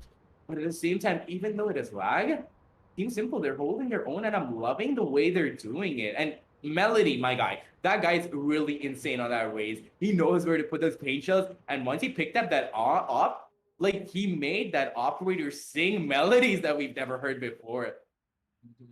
Honestly, you give that highlight down to Melody as well. This guy, when he pops off, he's gonna pop off over and over and over again, and he is not gonna budge a single inch when it comes down to his defensive holds. And it feels as though they're able to exploit the biggest quirk of the map of Split in particular. The fact that whenever you go onto this map, whenever you go onto that defensive side, that's when your real strength will start to show. And if you're able to have a very strong defensive side on the map of Split in particular, even if you're able to take it down to the bare minimum of an 8-4 scoreline, you're going to be the ones on the driver's seat. You're going to be the ones dictating the pace of this entire engagement. And now down on this 11-10 scoreline, the side of GE, they need to bring their A game. They need to try something a little bit more different to give them that tiny little bit of an edge going up against the side of Team Simple, because it primarily feels as though the entirety of GE, they're falling into a loop and they're going in for the same strat over and over again, constantly going in for rushes, sending SK Rossi to try and open up the site instead of actually playing together much more as a cohesive unit as you would have expected them to. Yes, on the map of Split, you can go in for a lot more of these individual plays. If when you have that breach on your arsenal, you rely on your jet to do a lot of these aggressive plays, but you have no information. You're sending the jet in dry every single time. And SK Rossi, yes, he gets information, but that's all that he's getting. He's not able to get any form of a kill because he's the one rushing on down onto the side. There is no form of utility being baited out before he opts to go in for that rush, causing him to die out almost every single time. And GE, they need to try and understand this, and they need to try something a little bit more different to give them that tiny little bit of an edge and keep SK Rossi alive for just a little while longer. Primarily because you do need to remember, having that extra man on your side, he doesn't need to get any kills whatsoever. He just needs to stay alive, and he needs to cause that tiny little bit of extra mental pressure that having that extra one man causes down to your opposition team. And them not really having that, it's what's really causing the side of GE to lose out on a lot of these rounds. And hopefully after this pause, they're going to be able to change everything up and bring something a little bit more different down to the table. Otherwise, you know for a fact, Quain, that Team Simple, they could just take it all away. This is on an 11 and a 10. And GE, they're right on the edge of a possible loss on the map that they are known to be the most strongest. See, that's the thing. Like, you could honestly strategize as much as you want to, and yes, you could go in for individual plays. But it honestly depends upon how your opponents are playing and when you see. So what I like about global esports is they don't really underestimate their opponents. They freaking prod. They see what they're going to be working on with. And once they understand that Team Simple, once they understood that Team Simple is not one of those teams that you underestimate, it's not one of those teams that are going to be just throwing it away at them, you shouldn't have started giving it away, especially SK Rossi. Yes, I know you like pushing, but once you find out that Team Simple is not giving up that easy and they're just holding sides, they're using their abilities properly. And on a map like Split, right, you can't just dash it at any side because there's so little room to work with. You can just spread your abilities out the entire map. You'll never know where it's going to be. And SK Rossi is just not considering that, and he's just going in and dying to nano swarms.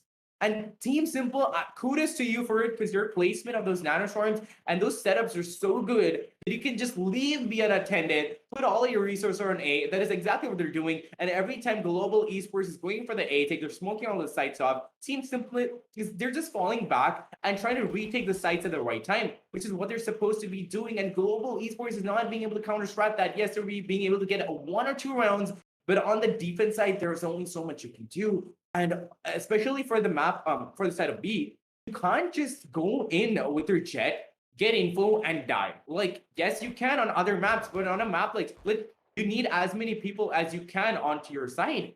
So sometimes, in my opinion, no matter how good of a jet player you are, sometimes you gotta take the back seat. Sometimes you gotta let your teammates take the entry, get the info, and then you use that information to get the kills. Some people would call it baiting, but that is not baiting. That is playing it smart. You can't, as a duelist, you don't always have to be the one getting the entry frag. And that is something that I hear a lot. But sometimes you can just work with the information you're getting from your team and just pick those kills off. You're doing so much for your team in that way. Yeah, I completely agree with you there. The fact that SK Rossi is dying out this early every single time, that's allowing the side of Team Simple to just take away a lot of these rounds in particular that they should not be really getting away with. And every single time I see something like that, it's kind of difficult for me personally to see a lot of these plays happen, primarily because we know what GE can do. We know what GE can bring down to the table, and the fact that they're not able to do so is what's really surprising to me in my eyes. And it feels as though there are a couple of technical difficulties as well coming on down from their end, but that is not an excuse when you consider them being so potent as a team and them knowing what they need to do to try and take this win down onto their side. There are a lot of different plays that you can make, and the fact that GE are not able to make it is that little bit of a question mark in my eyes. But hopefully after this technical pause, they have taken those deep breaths. They have tried to settle themselves in to bring their A game down to the table this time around. Otherwise, the map of freeze could be something that we see almost immediately, or it could be the side of Team Simple just taking it all away as they head on down over onto map number 2. And yeah, and we're going to be seeing a cheeky flank coming in from Power over there all the way from spawn, but no, ASF is going to be getting the first kill. Kappa trays him out instantly. But at the same time, there's only so much he can do because Power is on that flank. It's all a matter of time till he comes back and starts popping off. SK Rossi, however, is going to be picking up the Vandal and finally starts getting those kills. Brings it down to 1v3, but Power is here with that Vandal. He's looking for those, with that judge. He's looking for the kills, but little does he know that Hell Ranger is going to be expecting that, and he takes him right out. 12th round comes out of the board from the side of GE, and finally the match point is going to be coming into play, and GE, well done. Beautifully done round, and I feel like that little bit of gap that we got over there was enough time for Team Simple to like take it a bit too easy and just start forgetting what they were going on. They just lose their momentum over there. I feel bad for them because whenever we see these tac pauses come in, right? So the people who are taking the tac pauses, they seem to like have a sort of reset over there. They can start building up their momentum again, but the opponents who are having their good momentum going on start losing it, and that's what's happening to Simple right now, Abrasive. Exactly. It seems as though this one technical pause is all the things that they needed, but at the same time, SK Rossi, he does get flashed out by Kappa. That communication is just not there, and I'm very sure that GE, they're gonna feel the repercussions for that first initial play down for a really long time moving on down forward. GE, but the fact is, will they be able to bounce back from that? Because that's going to be a massive blow coming on down from them, but at the same time, it feels as though this ultimate is what they need to try and make that little bit of a difference. But Melody, he's not giving anything away. He's going to be able to take that one more power. He's going to be able to slap two people in the face. He's going to be slapping them left. He's going to be slapping them right, Goku style, with that judge in his hand to take them on out. And that's going to be the side of Team Simple, taking it all the way once again. The plan just breaking down entirely because of one missed flash coming on down from the side of Kappa. And that, ladies and gentlemen, is where the side of GE have made their biggest mistake. It's now already down to a 12 and 11. This is the last chance that they have to try and bring it back onto their side once more. Otherwise, this is going to be going into overtime and a possible win for the side of Team Simple. Abrasive, I have now newfound respect for the side of Team Simple because the way they're holding those sites down is just so impressive. They're just not giving global esports any room to breathe at all. And honestly, we know what global esports can do. I'm gonna not, I'm not gonna be sugarcoating it. SK Rossi is being a bit too aggressive, and he should be changing that. But if he doesn't, he's gonna be dying out every time soon. But no, if you're gonna be pushing in with your teammate flashing out for you, you're gonna be able to get those kills. But no, Power is gonna be popping off of that judge. He's just feeling his judge gameplay today, aggressive. 3v3 situation already, and KPKP and his teammates honestly had to pick up a few more kills, and they'll be able to take back the side of B. But once you lose control over the side of B, it's really hard to take it back, and all GE has to do is hold on the side and not give them any picks. But no, that is exactly what GE is doing. They're giving away their control. They're giving away that power, and Power is gonna be taking advantage of that. Now the Sentinel is gonna be coming in that turret to check out where those people are gonna be. One kill goes down. The last kill is remaining, and Charm is gonna be picking up that last kill, putting the 12th round onto the board for the side of Team Simple. Now we're so damn aggressive because Team Simple, they're really, really, really good, and they're being able to put the fight back to GE, and GE is just left clueless. And although they're towards the bottom of the leaderboard, I love the fact that they're not giving up their hope. They're holding on to their hopes and dreams. They're like, you know what? Even though we're at the bottom, we're gonna claw our way up. We're gonna be clawing our way out of the relegation center, so we don't have to be putting in that much effort for Season 2 qualifiers. And boy, what a good job they're doing. And it's so amazing to watch that. By the way, ladies and gentlemen, Season 2 Pulse, the registrations are up. You can just go down to the links down below and just like sign yourself up, get in on the action. Come on, like we gotta see you in the season 2 playing off against teams like these. If you think you've got what it takes, you can always come in and go up against the likes of global esports and show them how it's done if you think that you have what it takes. That is for sure. And also get us to cast your games. We are all ready for it. We want to see your faces. We want to see what kind of new talent that this region has to offer every single time. We are always excited to explore these and see what you have to bring to us. But at the same time, it feels as though GE, this could be the second win that they needed. This could be the thing that they want to try and bring things back in their favor. But it seems as though Melody, he's not going to be giving anything away down towards the side of GE. They're going to be able to find out one, but lightning fast. Look at this guy. He's going to be going to the left. He's going to be going to the right. But Storm, he's going to be channeling his own inner lightning fast. He's going to be able to get a double kill for himself almost immediately. And with that, they're going to be sending him down to a 2 versus 2 situation. But Storm, he got his lockdown back. And now here's the real question. Will the side of GE opt to go in for that first immediate push? Will they be opting to go in for this play to happen down onto their side? Storm, he spots out the side of Hellranger's head. And he's going to be able to send a bullet straight into his skull. And with that, it's going to be Kappa going on down to an impossible 1 versus 2 situation, making it 1 versus 1. This could just be working out in their favor, but at the same time, look at Storm.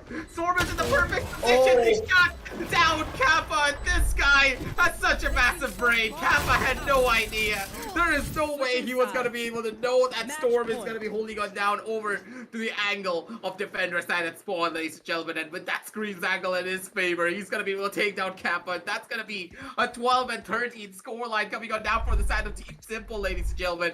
They're making the impossible possible, and they should be able to take a round and a map away from the side of GE, especially on their own home turf.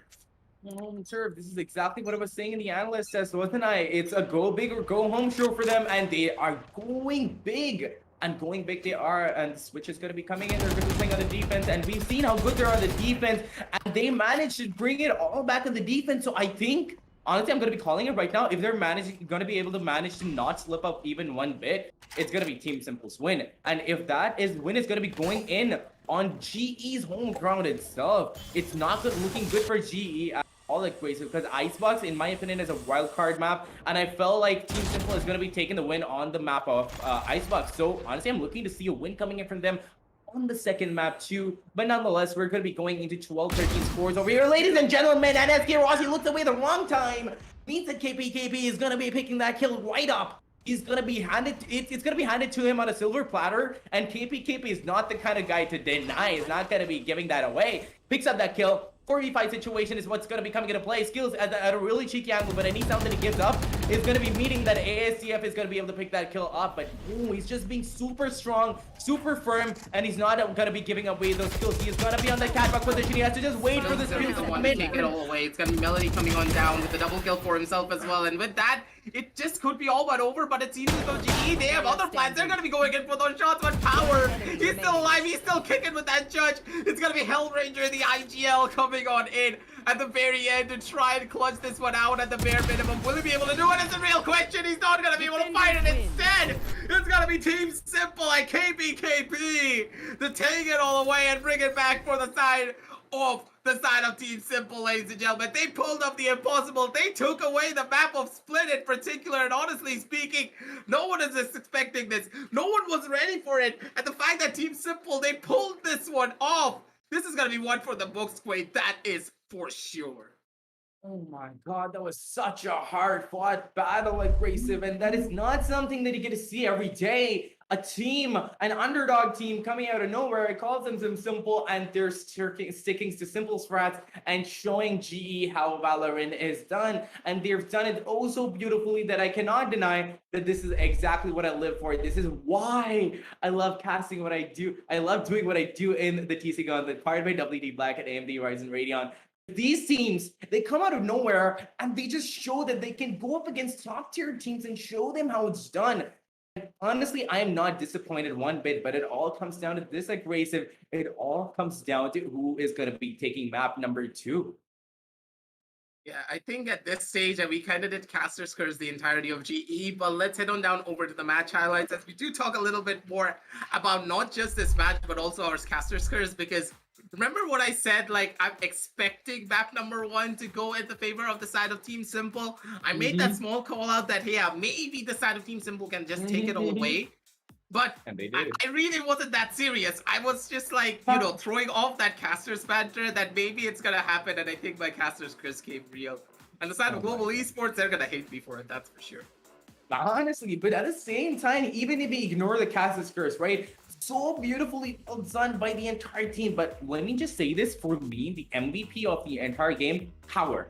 My guy picks up a judge and shows him how Valorant is done. Shows them how Valorant is done. That judge did so much damage today. I haven't seen that much judge damage in a lot of time. So if I'm gonna be putting it bluntly, that's a lot of damage. But at the same time, My God.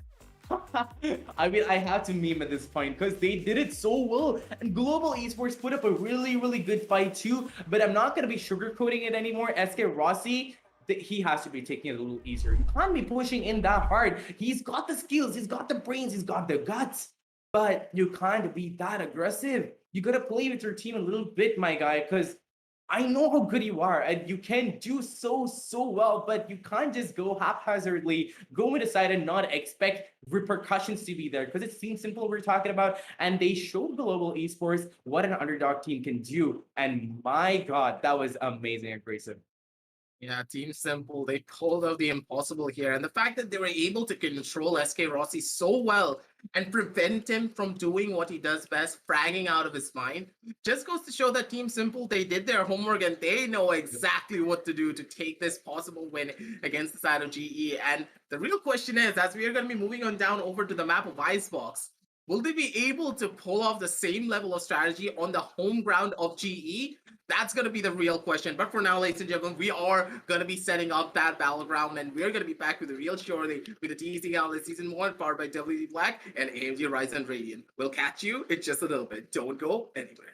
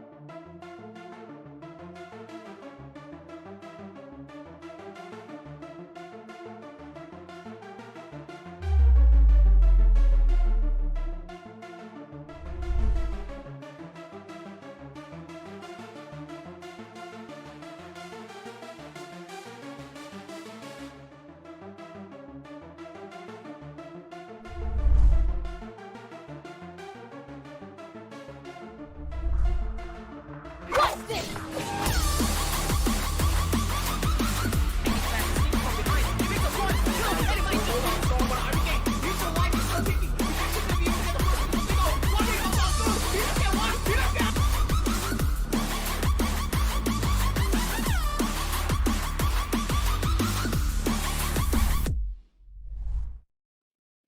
And welcome back, ladies and gentlemen, to the TC Gauntlet Season 1, powered by WD Black and AMD Ryzen Radiant. As we are back with map number 2 of this intense matchup. And honestly, after the big upset being pulled by the side of Team Simple on map number 1, and them taking it all the way on a 14-12 scoreline, the side of GE, their backs are against the wall, and they're going to be feeling the pressure here, Quaid, as we're going to be heading on down over into Icebox.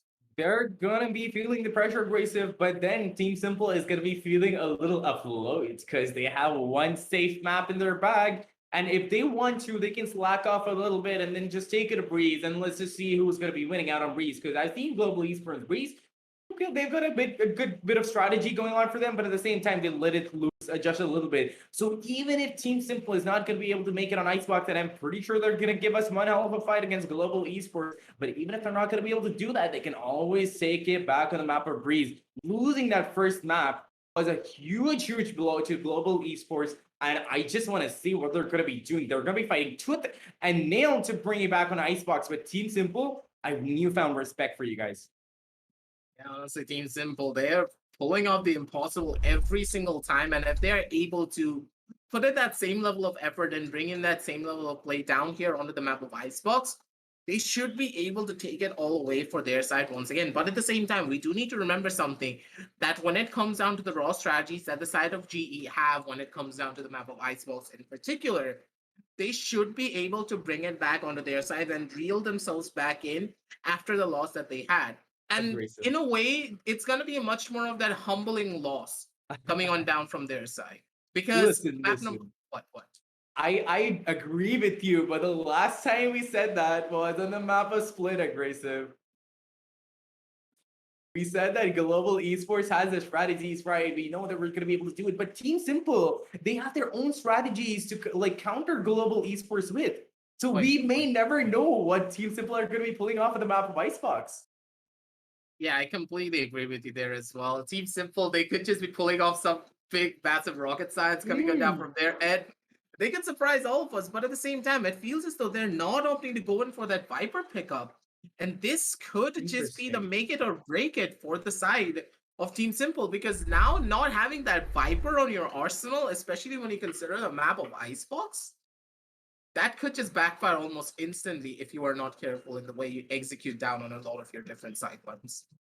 Iffy choice, my friend, and I completely agree because Hello Ranger is going to be playing that Viper, and I really wanted to see KP, our resident strategist, play that Viper because on those bigger maps, and the biggest maps in the entire game are going to be Icebox and Breeze, right? On those bigger maps, when you have so much room to work around with, you go around, Valorant gives you the opportunity to pick up a character like Viper and make your own walls. Make your own obstructions. And Viper, as far as walls go, there's no longer wall than the one that Viper makes. And honestly, on the map of Icebox and Breeze, it's one of those crucial picks. And I'm really sad that they didn't go for it. But let's see if they're going to be able to, make it back, be able to block out Vision at the right time. So Melody has gone for that Sage pick, and I don't really know if he's going to be able to wall it off properly, but mid control is not something that Sage can take. What you can do is wall off A, wall off B side, but you can't really go for mid control, which is something that KP has to pull off. But let's see what strategies we're going to be seeing from the side of Team Simple as we go into the first round of the game.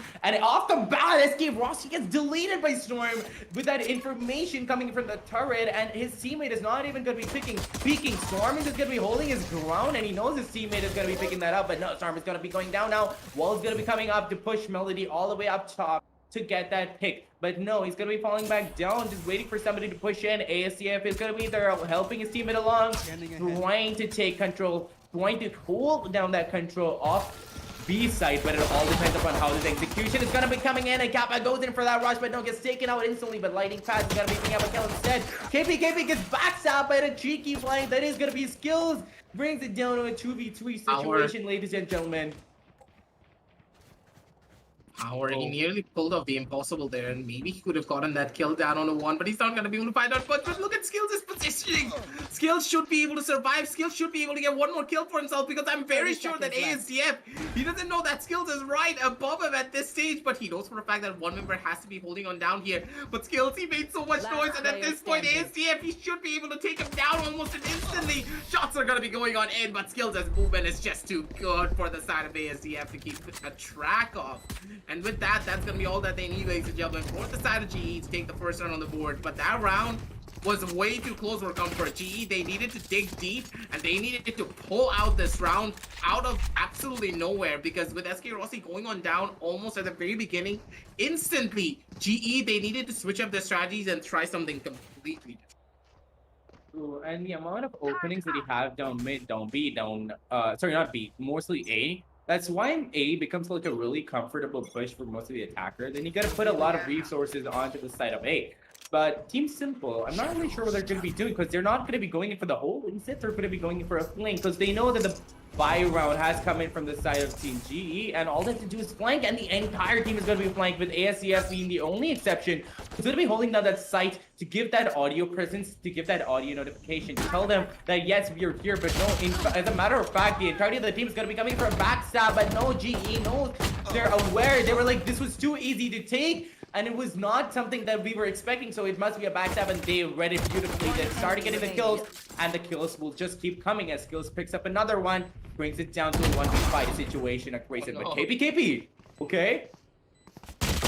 KP could just be that difference maker. He was going to be the one to take down the side of SK Rossi, but at the same time, hey, it's just one kill, not really much that you can do coming out of that, and you really did not get a lot of value out of your own eco round, but hey, no harm, no foul. Move on down over to the buy round and just brush off that loss and come back even stronger, moving on down forward. And with this, ladies and gentlemen, this is going to be the thing that the side of Team Simple need. They need that pat on the back. They need to try and breathe, because I'm very sure that the adrenaline from what happened in map number 1 is still pumping through their veins constantly over and over again. They need to calm down though, because if they give any form of an advantage away towards the side of GE, they're going to be taking it all away, and they need to bring their A game.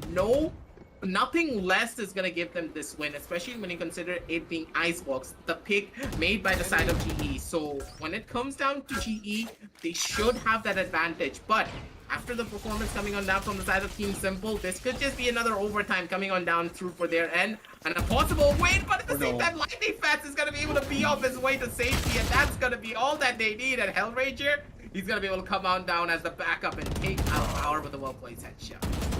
See, the thing about Icebox is when you're taking control of A side, right, it's going to be super easy to push off the defenders and start taking control of the site. But as the defender, what you have to understand is you got to push back off and start taking kills once the plant goes down. Because holding the site down, even if you have the entire team there, is possible, but it's really, really hard. And you don't want to be taking a risk like that against a team like GE. So what you should be doing is keeping a few players on the side of A, waiting for that push to come in. Once that push comes in, you fall back, recon with your, just regroup with your entire team and take it by storm. Just take it together and just put up more of positioning on mid to check for those flanks, check for those rotates. B side, however, is more easily holdable, which is why attackers don't normally prefer to go down B side. But look at this, we're seeing a little bit of closer towards B side, and it seems to me that Global Esports is trying to keep their strategies fresh, trying to go in for that B push. But Storm is there, and he's gonna be able to get that kill, but only a shorty. He try to fall back, but no, that is gonna be done by Kappa, who picks up that kill on Storm. But they're on our eco, and there's not much that they can do right now, and they're just feeling it. Global Esports are just feeling it. They know that they don't have the economy to pull the round off, so they're just gonna be super aggressive and just pushing the site to get those kills. But no, SK Ross just does get tagged down to 21 points of health aggressive. All that of power to clutch and round out for his teammates, but no, he did not reload before he dashed in behind yellow aggressive. Oh no.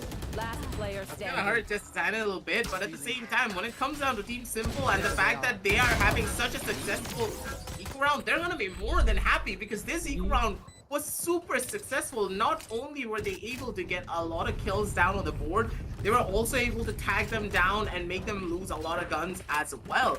That's exactly what they need moving on down forward to try and get them that tiny little bit of an edge moving on down the line. Primarily because you do need to remember that GE, they run upon those small advantages. As soon as they have that one small advantage, they're going to try and snowball it down into multiple more almost immediately. And the fact that the side of Team Simple are able to minimize it as much as possible, that's exactly what they need to try and take this first round on the board. Because as soon as the side of Team Simple are able to get that first round, we know for a fact that they instantly go in for multiple other consecutive rounds, no matter what happens. And with this first initial push coming on down through Lightning Fast, he's going to be the one taking the initiative and putting down that lockdown, ladies and gentlemen. And with this is going to be a fast push coming on down from the side of GE as they make the rush happen and go in for a plan down towards Oh no. And KP was being super aggressive over there. He knew that he was going to be able to get one kill down, but no, he doesn't get that anyway. But still, in spite of that lockdown, he knew that he was at a safe enough position to fall back if he needed to. And he gets caught off guard, but he does manage to fall back. This is exactly the kind of gameplay that I like to see aggressive, where you're falling back at the right time and you're pushing into the right time. But SK Rossi, at the same time, takes down power with his Blaze Storm. We exactly know what SK Rossi is capable of. That's how to get a kill. But Melody is going to be picking out that heavily tagged Lightning Fast. But at the same time, it feels as though Storm, he had something else to say about it. He's going to be able to come on down in and take another kill for himself. But at the same time, the defender Killjoy lockdown did go on through, and that's going to be the shots that they needed to take. And that's what they needed to do to try and get the score their favor. But at the same time, Kappa, he had his own 100 Fury. He's going in for those shots. He's going to be able to find it all out. But at the same time, Storm, he's sticking it down hard. He should be able to hold it down strong. But Kappa, he's going to be able to come on in as the clutch god himself. And Clutch Paw is going to be in the server, ladies and gentlemen. 0-5 on the scorecards, and that was a little bit too close for comfort, Quaid. That 100 Spirit was not on that mark, but at the same time, you have to give it this Storm to become Tarzan and go in for that defuse. I did not expect that to happen whatsoever. Honestly, neither did I, and that was so beautifully done by Global Esports. Like, they know how to think on their feet. And honestly, on the map of Split, yeah, they were a little bit suffocated because of the entire close range scenario, and Team Simple took advantage of that, but not on this map. On this map, Global Esports is going to be reigning supreme. They're just going to be going in together, getting those kills, but Power has other plans too, gets the kill lightning fast. But at the same time, they don't have the proper economy to pull this round off, so any damage that they do right now is going to be good damage. So I'm just looking forward to what damage Team Simple is going to be putting out exactly, as we see a little bit of a spread positioning from Sage and Omen over there. They're waiting for exit frags. They know they're not going to be able to take it back. They're just waiting for people to come in, and they're going to be taking those kills down. Does manage to dink kills over there. KP with a beautiful dink on skills, but let's see if Melody is going to be able to pick that kill up. SK Rossi just hippity-hopping away over there. Knows nothing about this cheeky positioning by Melody, but at the same time, it's a classic in Melody's hands. He has to pick up a sharp, or he's going to be killed from mid position with that push coming in over there aggressive. Do you think that he might be able to take a kill down? Oh no, what? Really? Really? SK Rossi, really? Are you going to do them like that now? Well, at least he's back in form, I guess. You have to give it that, Queen. He pulled up something a little bit too comical, but at the same time, hey, SK Rossi, he's feeling himself. He's back on form. He's bringing his A game down to the table, and he is ready to take the entirety of Team Simple by storm. And no matter what happens, hey, at least he's having fun. Valorant, at the end of the day, even when you're in a tournament setting, if you're having fun, you're going to be performing really well. And SK Rossi, after what happened in map number 1, he's going to be able to pick himself back up on map number 2, secretly.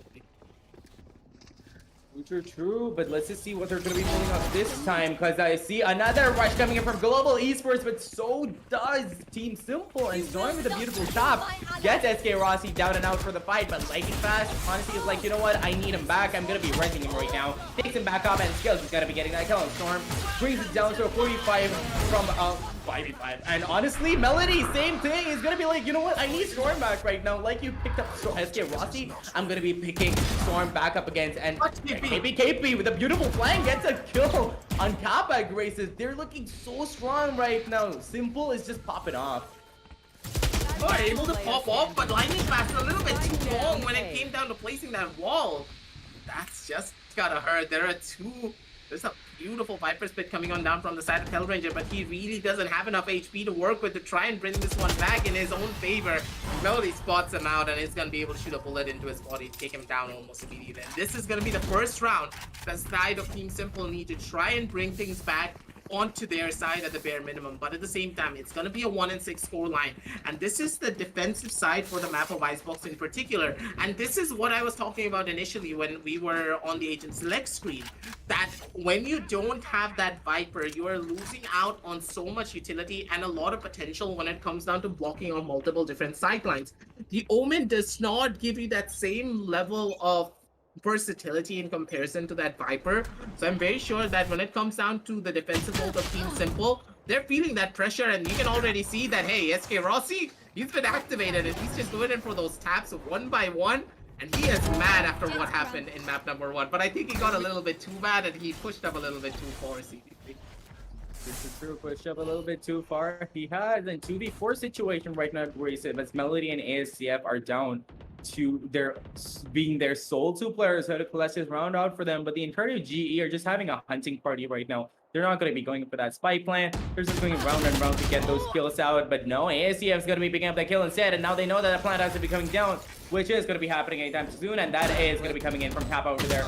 But at the same time, that means when that Melody knows that exactly where Kappa is going to be located, that's going to attack him out a little bit, but not enough. They have to be going in for that collect situation right now, because 2v3 is honestly possible, and all they have to do is play around that information that they have. Melody knows that there's going to be a flank coming in, but there's only so much you can do when it's Hellranger facing up against you, and Hellranger is going to be picking up that kill, and the final one picked by Lightning Fast is just an amazing coordination coming from G right now, but they're still a little too spread apart, a little too split up for my liking aggressive, because Simple could be just bringing it back at any point.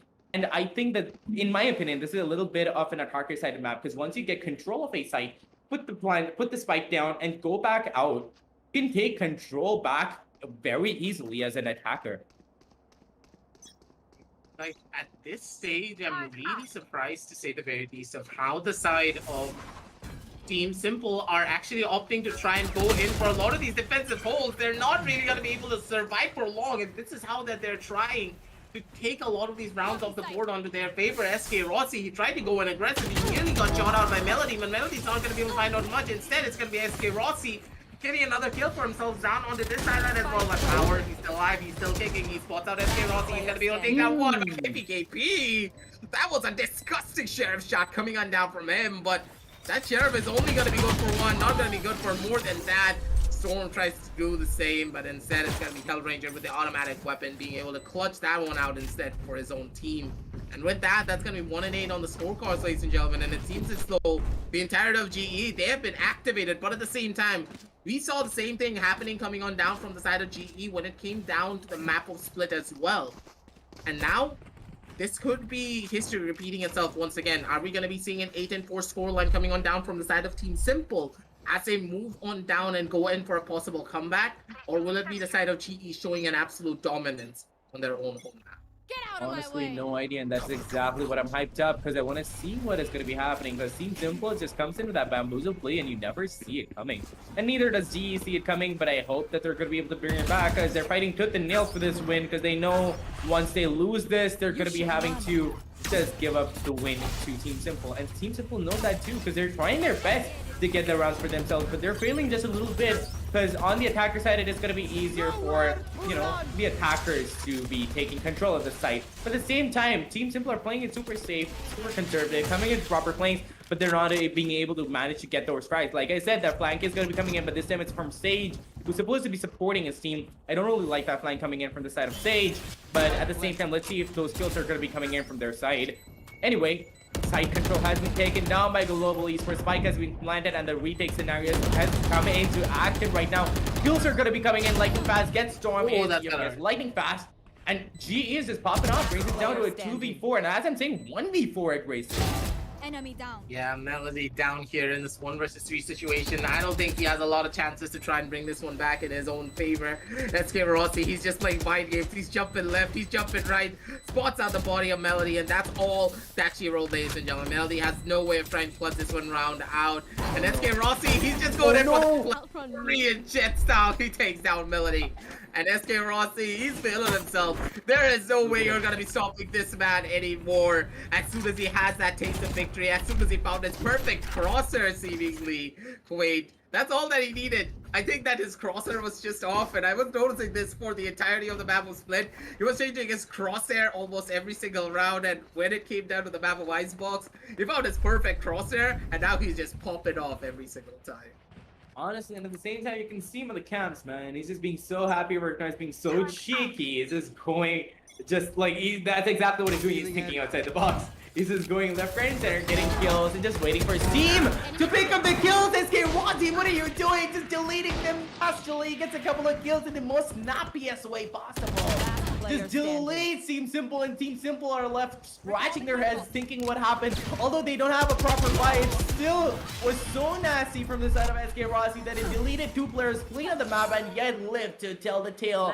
As Team Simple was just like, oh my god, what happened to us? Aggressive. SK Rossi is back. He's back.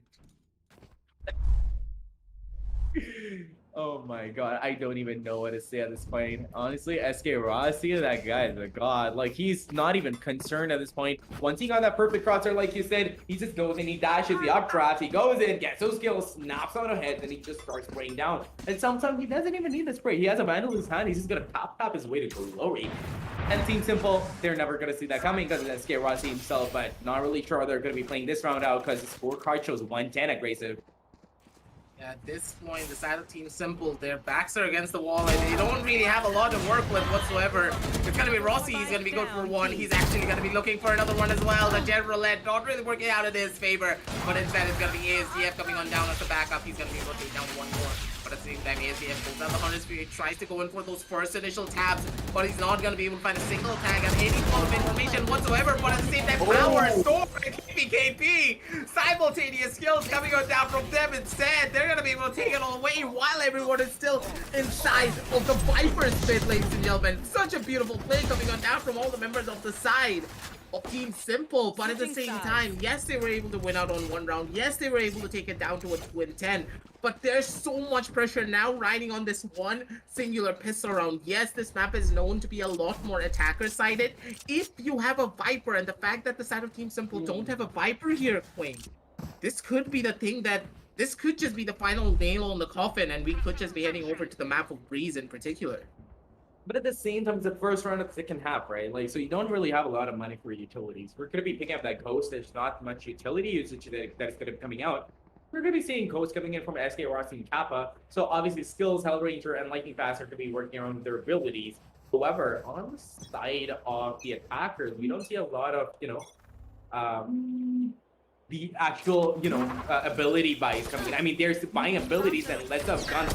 So I'm not really sure what they're planning, but at the same time, Global Esports knows how to hold their sights down. That's exactly what they're going to be doing. They're going to be popping off, getting kills left, right, and center. There's not a lot of ability usage. All you can do right now is play with your smokes and your guns at this point. And Viper came through clutch with that one way. Means that SK Rossi was going to be able to picking up a few kills. KB tries to go in for another kill just to try to damage him a little bit, but no, the momentum, the advantage, the economy advantage is going to be going into the side of Global Esports, and they're going to be picking up Spectres. There's just going to be raining hell down onto the side of Team Simple, but yeah, aggressive, lightning fast. Odin, what do you think? Yes. No, that's your favorite cut. You're supposed to be the one talking about it, not me. Honestly, I'm very sure that Lightning Fast on that stage with that Odin is gonna be so fun to watch because I feel like Skills is gonna be playing along with him. Puts up the turret, and Lightning Fast is gonna be putting up that Lightning Fast gameplay and just raining bullets into Team Simple right now. Lightning Fast goes burr, but I think ASDF goes burr a little bit more. He's gonna be able to take down Hellranger, but Skills and SK Rossi, they're still alive. They're gonna be kicking. They're gonna be going in for a couple of their own plays. But look at their positioning right now. Lighting fast, he's actually gonna be opting to go in for that swing. He wants to go in for those shots, but that Odin at that long range, it's gonna be really hard to get a lot of value out of it. But Lighting fast, he's just having a little bit of fun down from his side. He's going to left, he's going to right. The shots are gonna be coming on in, and this Odin is gonna be going firm for as long as it possibly can. He's not gonna be able to get a couple of kills for himself though, because that Odin at those longer ranges are just a little bit too difficult to handle. But at the same time, it feels as though when you're at those lower ranks, whenever you're facing those bronzes, that Odin is just like a literal laser that is better than a Vandal. But Lightning Fast is finally going to be able to go down to it strong. My ears are hurting from all the noises coming on down from the Odin. And now Power, he's hurting as well. He only has 15 HP. Kappa has his phone number, calls him up, and slaps him in the face with a bullet coming on down from his own Ghost. And with that, ladies and gentlemen, that's all that she wrote for the side of GE. And they're going to be able to take it all the way down over onto match point for the map of Icebox in particular, ladies and gentlemen. And that's going to be a 12-2 scoreline moving on down forward. And Quaint, it seems as though GE, they know exactly what's up and they're having fun on the server, that's for sure. Exactly, and if the same momentum is going to continue on the map 3, which I'm pretty sure is going to be coming in, because 2-12, yeah, I believe in miracles, aggressive, but this is too much to ask for. Because, yeah, at the same time, I know that Team Simple knows that the map 3 is going to be coming into play, so they're going to be taking a little chill. They don't really go for those, they're not even going to go for those kills. But at the same time, good lineups coming in from that over there. And yeah, Lightning Fast, being his usual self, picks up that Odin, goes in for that spray down, gets a couple of kills. Obviously, good. Just another day at home, at work, and he just gets those kills so beautifully. But at the same time, look at the bang coming in. Melody can only do so much. Oh my god, Lightning Fast picks up yet another kill, and ASCF and Power are all that are left on the playing field to clutch out the round, and that's not there's not that much that they can do. And SK Rossi being super cheeky, just baiting it out for his teammates to get those kills. Skills picks up a kill for himself. The Power, oh my god, he's gonna be pincered here. Tries to go for at least one kill, but no, Kappa is gonna be denying him that with a beautiful flick, a beautiful swing, but does not miss. Puts up the 13th round onto their own scoreboard. Global Esports, amazingly well done. Congratulations for the win on the second map, Icebox. Beautifully well done. Good stuff, but we're going to be seeing what's going to be happening on the map of Breeze Aggressive, the most open, the most wild card map out of them all. So I don't even know what's going to be happening right now. Honestly, Breeze is the map where we saw GE pull off a lot of different strategies. But hey, before we do move on to the map of Breeze in particular, let's head on down over to the match highlights and break down the map of Icebox in particular, so we can talk a little bit more about what exactly the side of GE did right. Because we know for a fact that GE as a team, they had a pretty rough start when it came down over to map number 1. But as soon as map number 2 started, they brushed off that loss and they were like, hey, I know for a fact that we performed a little bit under the weather when it came down over the map number 1, but that's not what's going to happen to us in map number 2. We're going to be bringing our A game, we're going to be having a lot of fun, and we are actually going to be enjoying ourselves when it comes down to the second map. Because the main problem that I saw coming on down from the side of GE when it came down to map number 1 was that they were a little bit too stiff. And you can agree with me as well there, that whenever you're too stiff, whenever you're trying to overthink a lot of things, whenever you're not really playing based upon your instincts, you're gonna make a lot more mistakes. You're gonna be the ones making those type of questionable plays that you really should not even be making. And they were able to just take a deep breath and come back even stronger on map number 2. And they were just a lot more fluid. They were playing much more together as a team. They were swinging angles properly. They were taking a lot of those engagements sparingly. Yes, of course, SK Rossi was being over-aggressive, but hey, he was hitting his shots this time around, and he was confident in the way he was swinging a lot of these angles. Previously, he was not showing that same level of confidence, and the fact that he is now back, Team Simple, they need to work even harder to try and shut him on down, as they're going to be hitting on down over onto map number 3.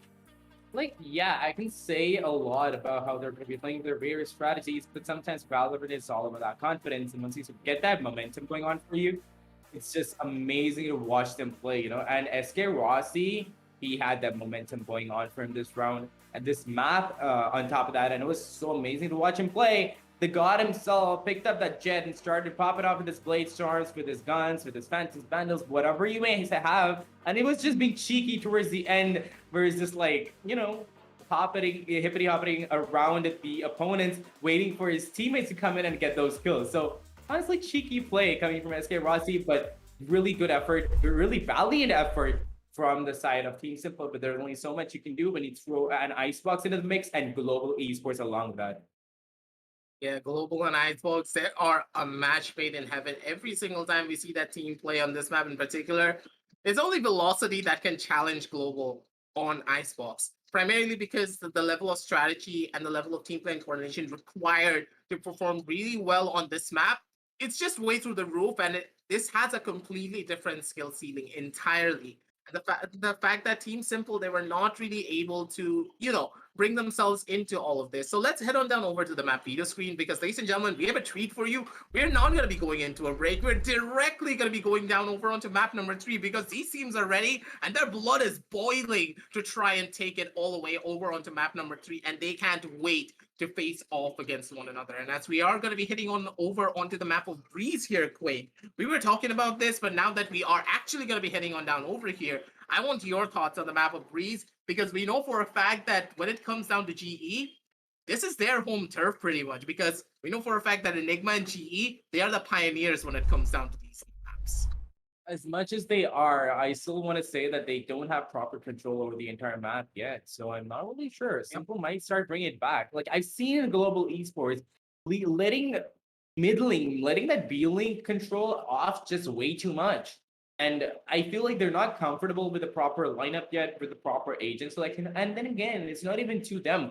A lot of the teams don't know what to do a lot on Breeze. Like, in my opinion, A is easier to take as an attacker. Most of the sites are easy to take. B is a little shorter for the taking, but mid and A control is the easiest, depending upon how you pincer them from your B-Link control and your A main control. So global esports has to be working around that. But off the bat, they're going to be starting on the attacker side. So as many rounds as Team Simple can be getting onto their sides is going to be coming into their advantage. So if they manage to bring it to an 8-4 or something with 4 in global esports on the attack, it might be easy for Team Simple to bring it all the way back. So not really sure what's going to be happening, but we are going to be seeing Viper picks from both sides, which is kind of like a staple at this point, but a Cypher on Lightning Fast. So I'm seeing a little bit of a cheeky cam angling to get control of mid to see who's going to be coming for the flank, which is a really good thing because you can either set up traps on mid link and a cam on a mid, and you have complete control of mid. That's a really, really good pick. Although people don't see that. I don't know why.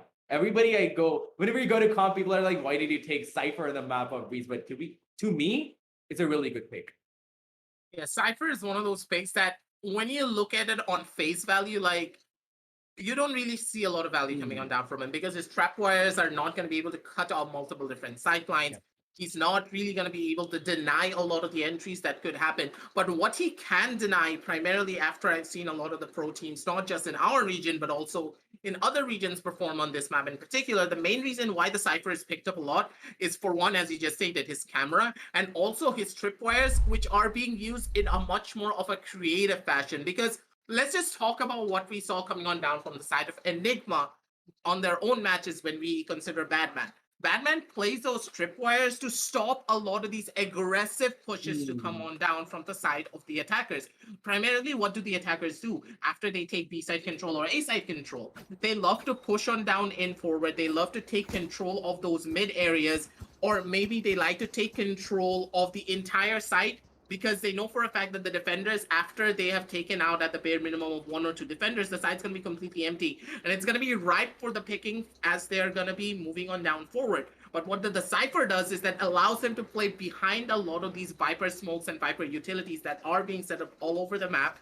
And as soon as they make that push happen, it's just going to be an instant pick off every single time. And that's what we're really expecting coming on down from the side of Global now, ladies and gentlemen, because Lightning Fast, he is so cheeky when it comes down to every single one of his Cypher plays that we could just be seeing something a little bit more different. Not the conventional Cypher playstyle, but much more of that lurky, much more of that, backstabby Cypher play that's gonna make the side of Team Simple just raid so hard that, I don't know, they could just be getting into the heads of Team Simple and taking it all away from them in a matter of seconds. But at the same time, it's honestly depending upon how you're going to be using that Cypher. So, like, I've seen a lot of good Cypher players on the map of Breeze. But again, in my opinion, I might have different strategies that I'd pull out in Cypher. We could see a lot different strategies coming here from Lightning Fast. But I'm just honestly waiting to see what he's going to be pulling out for us, like what he's going to be pulling out of that hat, so to speak, and how he's going to be using his hero tap to get all the information he needs. But me personally, though, I'd probably go in for mid lane control. Like, think about it. You have a really narrow corridor, and you have a trap wire that can trap anything that runs through it. So you put up that trap wire on that door, and you put up a trap wire anywhere down the halls, and you have complete control of that entire mid lane. So all you have to do, leave that be, because since it's so narrow, there's only so many people that can rush down that mid lane, right? Like once, even if somebody has pushed through, you can always shut them down if you go in heavier numbers. So as a defender, I would prefer Cypher to be pulling that mid link and the mid position, because you can put in the camera in mid and get like a really wide angle view of the entire scenario going on there. Nobody has to lose their lives. You can just get all the information you need, and you can call out to your teammates exactly where their opponents are going to be going. So that is how I would personally play Cypher. But at the same time, Viper, like I said, on the map of Breeze, really wide map, and Viper can make her own wall to get entry, to block out vision, and take proper control of site. So since when we see Viper on both sides, it's fun to see how one Viper wall is going to be playing to the attacker's advantage, and the other Viper wall is going to be blocking out the attackers. So it's Viper v Viper, and it's really, really interesting to see what sort of strategies people come up with on the map of Breeze, because it's a new map aggressive, and Viper becoming the meta right now is still being, processed for how many kind of strategies you can pull off with it. So every day I get to learn something new. And that's really true. And the main dynamic between the two Viper matchups is that whenever we consider a mirror matchup, there is one thing that we always do need to consider every single time. The fact that one Viper wall comes up, and immediately there's going to be a counter Viper wall. Either a lot of the teams are now holding on to the Viper wall and not opting to use it at all until they initially see what the opponent Viper has placed down.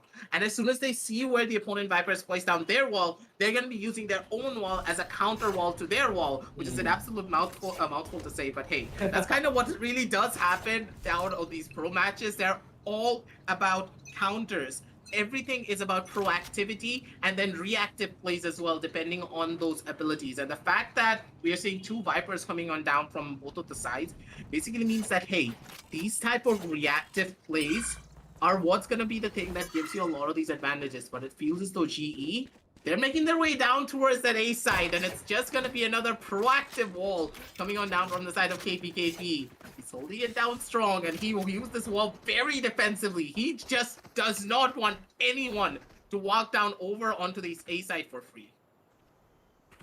True, but I'm not really sure how it's going to be playing out, because we see that entire aggression coming out from the side of the attackers, and they got A-side control. The wall has been coming in, and they're gonna be playing around that wall. Kappa picks up a kill on KP. Brings it under 4v5, but then again, Team Simple can be bringing it back. They just had to play it a little wiser, but no, I see Rossi popping off that chirp over there and abrasive, but no AZM shuts him down.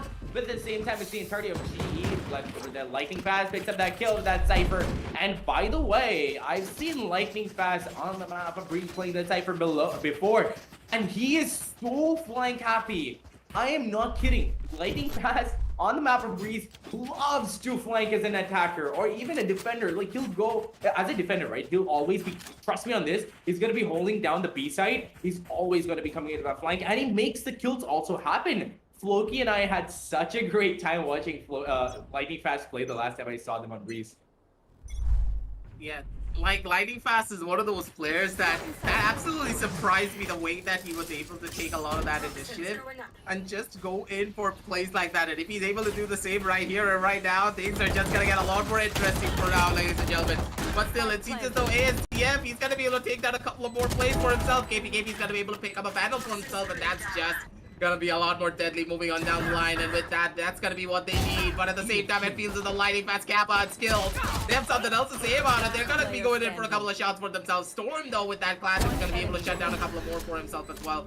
Melee from the sidelines is gonna be able to chime on in and get a kill for himself. And with this is gonna be hitting on down over to a 1 versus 1 situation. Kappa knows exactly where Melody's gonna be holding on down at, and he's just gonna be playing mind games. He's jiggling it left, he's jiggling it right, and he knows for a fact that he has the better weaponry. Shots are gonna be going on in, time's gonna be running on out. Kappa, he just goes in for an easy GE swinging. It's like, Melody, there's nothing that you can do. I'm gonna slap a bullet into your skull and send you back to where you belong. And with that, that's gonna be a 0-2 scoreline coming on down from the side of GE, ladies and gentlemen, as they take it all the way on down to their side.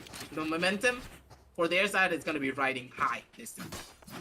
And at the same time, he had the gun advantage, but more than that, you know what I love about Sova? Sova's abilities are really, really distracting. Like, once you hear yourself flashing right, you start panicking, and that is what Melody didn't want to do. He blew out that recon guard, went in for that kill, but no, Kappa had already gotten his location. All he had to do was step out, get that kill. Nonetheless, we're going to be seeing another A as Ryzen coming in from the side of Global Esports. AZF goes in for a beautiful spray down, but no, that is going to be denied by that owl drone over there. Honestly, that saved skills his life, and he picked up that kill instead. Melody with a flank. Like I said, lightning fast, always a flanker, always a flank god. Comes into that flank, but no, Melody's gonna be seeing right through that, gets that kill instead. 44 situation. SK Rocky really aggressive angle. Does manage to get that kill on his opponent, Storm, and pings it down to a 3v4. Now that really tactical sort of retake has to be coming in, and it all depends upon whether Power can be getting that kill.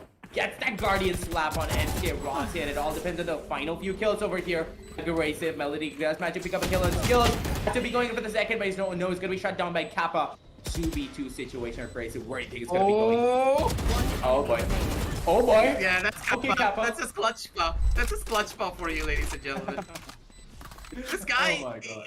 you can't stop him.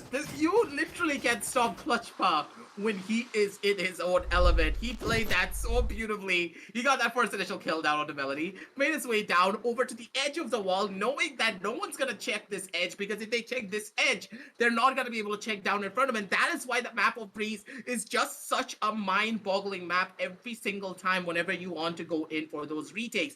That is why holding out on your wall is just so crucial. And the fact that KPKP used this wall a little bit too early basically meant that they were not able to go in for that play properly. But at the same time, Storm, he spots on the head of SK Rossi and just casually slaps a bullet into his face. He's like, Rossi, sit down. You had a little bit too much to eat when it came down to these first initial rounds.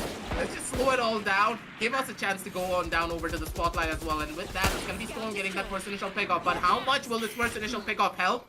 Because all the members on the side of GE, they're angry and they want to go in for their own place. But it feels as though with all of these marshals coming on down through and Hellranger on that flank, this is just going to be another run coming on down through for the side of GE. They're able to take the entire map under their control, but Melody, he's going to be able to take down one more for himself as well. And the spike is now under his control. Enemy remaining.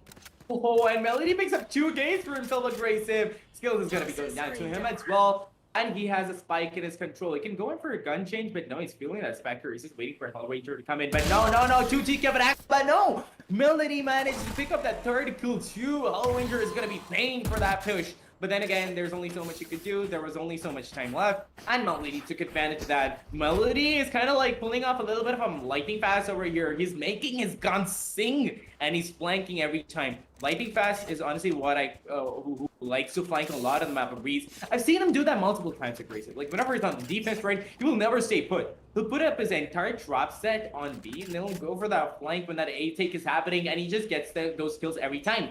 But now we have Melody in the mix, and he knows how he works, and he's going to be adopting his methods and going for those flank plays.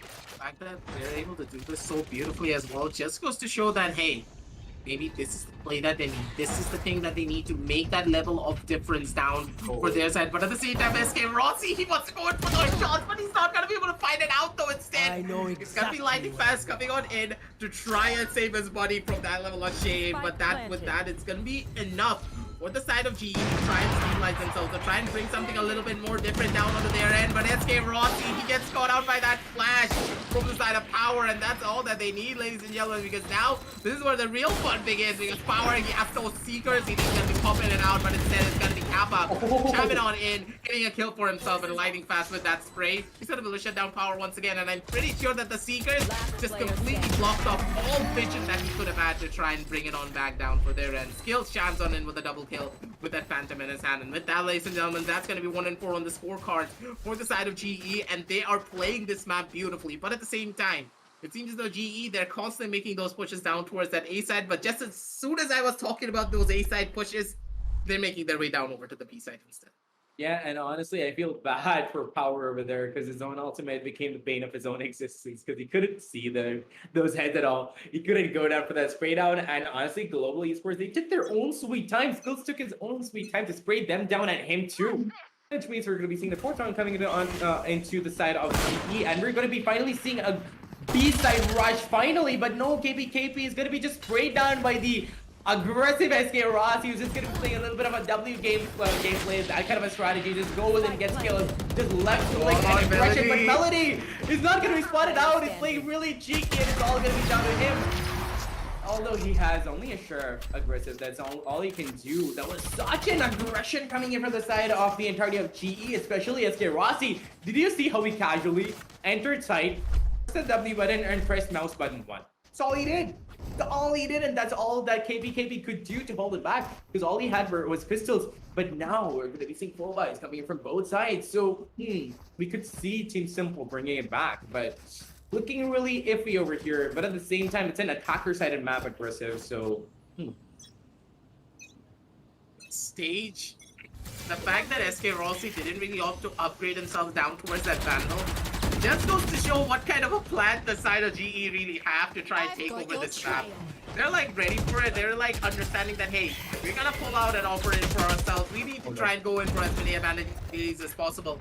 And Skills, he's like, I'm gonna get that advantage for my team as well. I'm gonna be going in for a couple of plays for myself. And with that SK Rossi, he's just gonna be able to chime on it and get another kill for himself. But these jump peaks are gonna be going on down in. See if it's gonna be good for one, but Skills, we're just already ready for it. Poor old Melody. He just pays the ultimate price for it with his own life. And Skills, he's just jiggling left, he's just jiggling right, and with military precision, he's gonna be able to take down his last kill as well. 1 and 6 on the scorecard, ladies and gentlemen. And GE, they are back and they have been activated, and they are mad after what happened in map number 1. They are not budging an inch and not giving any form of space down towards the side of Team Simple. They're like, hey, you took out map number 1, and that's all that you're gonna be getting. When it comes down to map number 2 and 3, we're gonna show you exactly why we are known as Global Esports. Ooh, and at the same time, can we talk about ASCF just locking out of those heads? And that guy is just a god, to be honest. But I feel like their coordination is falling apart just a little bit as Global Esports is going in with those really aggressive rushes. And like they're just left thinking as to what's happening. They've got one round out for themselves, but that's all they could get. Like, look at SK Rossi there. My man looks like he's coming out of defender spawn because he's already deep in, and that confusion is what Global Esports is going to be taking advantage of. Picking up a few more kills for themselves, but that's only all that they can do. So all that Team Simple can do, and Melody is going to be going down like a dog too, and SK Rossi looking super blood hungry, looking for that kill, for that last kill. It's going to be going in, but no skill is going to be stealing that kill away from him, and picks up a 3K. Amazingly done by Global Esports. But that's exactly what I mean. The insane rush coming in from Global Esports is exactly what Team Simple is not being able to see through. I feel like they should be going in for a little more mid control, and they're leaving mid a bit too unguarded, which is why they're being able to take mid, entry through those two doors. At this point, it feels as though Team Simple, they're just getting crushed under a lot of the pressure coming on down from the side of GE, and they're not really able to retaliate whatsoever. You would expect them to play a little bit more slower. You would expect them to play a little bit more down towards the side of retakes. But what is that lineup, ladies and gentlemen? That is an absolutely incredible lineup coming on down from the side of Kappa.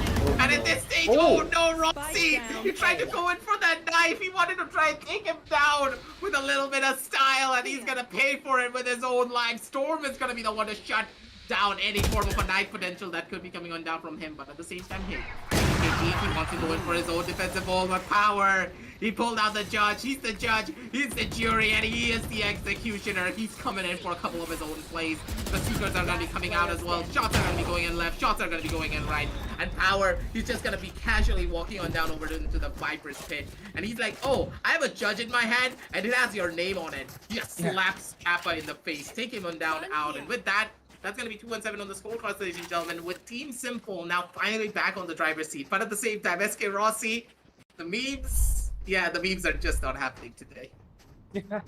He's going in for such an aggressive play. He's just dashing it aside, and he's not expecting Team Simple to answer back because he's being so aggressive, but at the same time, it's keeping them on their toes. Team Simple is not being able to understand what's happening because SK Rossi is coming in, distracting them, and the rest of the team are pushing in. And they don't have a lot of mid control going on. Team Simple, to be getting a little bit of mid control going on, and if SK Rossi keeps pushing like that, it's gonna be keeping Team Simple confused a little bit. But once they see through that, SK Rossi's streak of terror, his reign of terror, is gonna be coming to an end because there's only so much you can do as an aggressor, and Team Simple honestly have the skills that is required to take it down. But look at that cheeky angle Viper of that. Oh my God! Storm!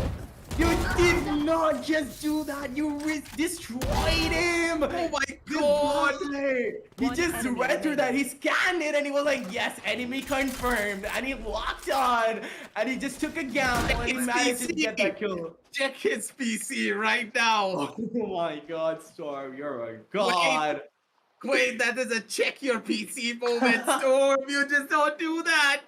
You don't take away the hopes and dreams away from Hellranger like that. And SK Rossi, he's like, wait, I'm gonna vibe check this guy. Takes out a baseball bat and slaps him in the face with it. As soon as he got that first initial kill, that was a little bit too sus for even more comfort. And with that, ladies and gentlemen, that's going to be the plays coming on down in from the side of Team Simple. But that's all that she wrote. There's not much that you can do to try and bring it on back from that. And with that, ASTF, he's going to be the last one remaining. Gets that operator for himself. A lightning fast, has a phone number, calls him up, takes him back home. 2-8 on the scorecards, and the operator no longer in the hands of the side of the defenders. And when you look at the terms of the eco as well here, Quaint, when it comes to the terms of buys, this is the last semi-buy round coming on down from the side of the defenders.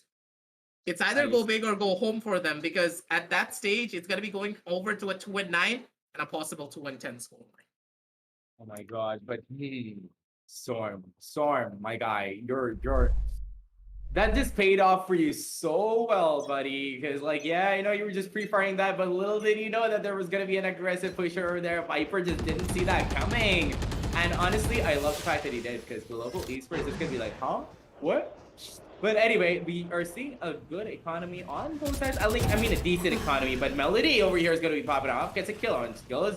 And it's going to be taking advantage of the advantage. And Joe started going for the spray down, but he whiffs. And GE is going to be taking advantage of that. We're down to a 3v3 ASGF. Being super confident, being super hopeful. Goes in for a multiple spray and tries to get multiple people down with a singular spray. I mean, but doesn't manage to do that. That wonder is not going to be happening. The beams are not going to be happening. But KP, along with his teammate Power over there, are looking to clutch their round out. If he manages to see this out, he will be able to get that kill. And he does manage to get the kill on Lightning Flash, sleeping a little bit. Power is going to be picking up the final kill on Kappa. Puts the third round onto the board for the side of Team Simple. We're looking super strong at the same time, but yeah, attacker side aggressive. They could bring it back on the attack.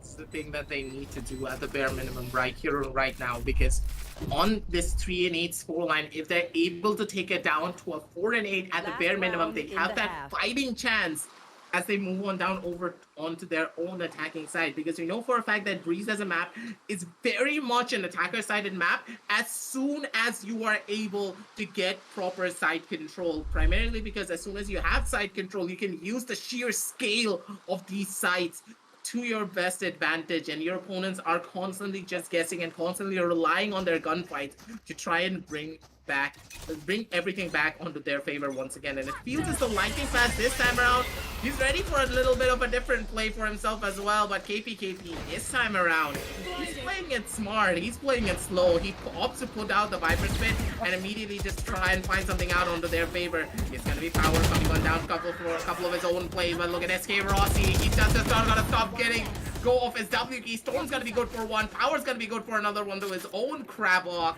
And with that, ladies and gentlemen, it's going to be the side of the defender taking it down to a 4 versus, make it a 3 versus 2 situation, because the trades are happening so quick and these trades are happening so fast. Storm is going to be able to get out almost immediately. He's going to be able to reposition himself, and down in this 1-2 versus 3 situation, it's just going to be really difficult for the side of GE to try and get any form of value out of this round in particular. It all really depends on skills. Getting the first initial kill, and he's actually going to be able to find it, take it down to a 2 versus 2.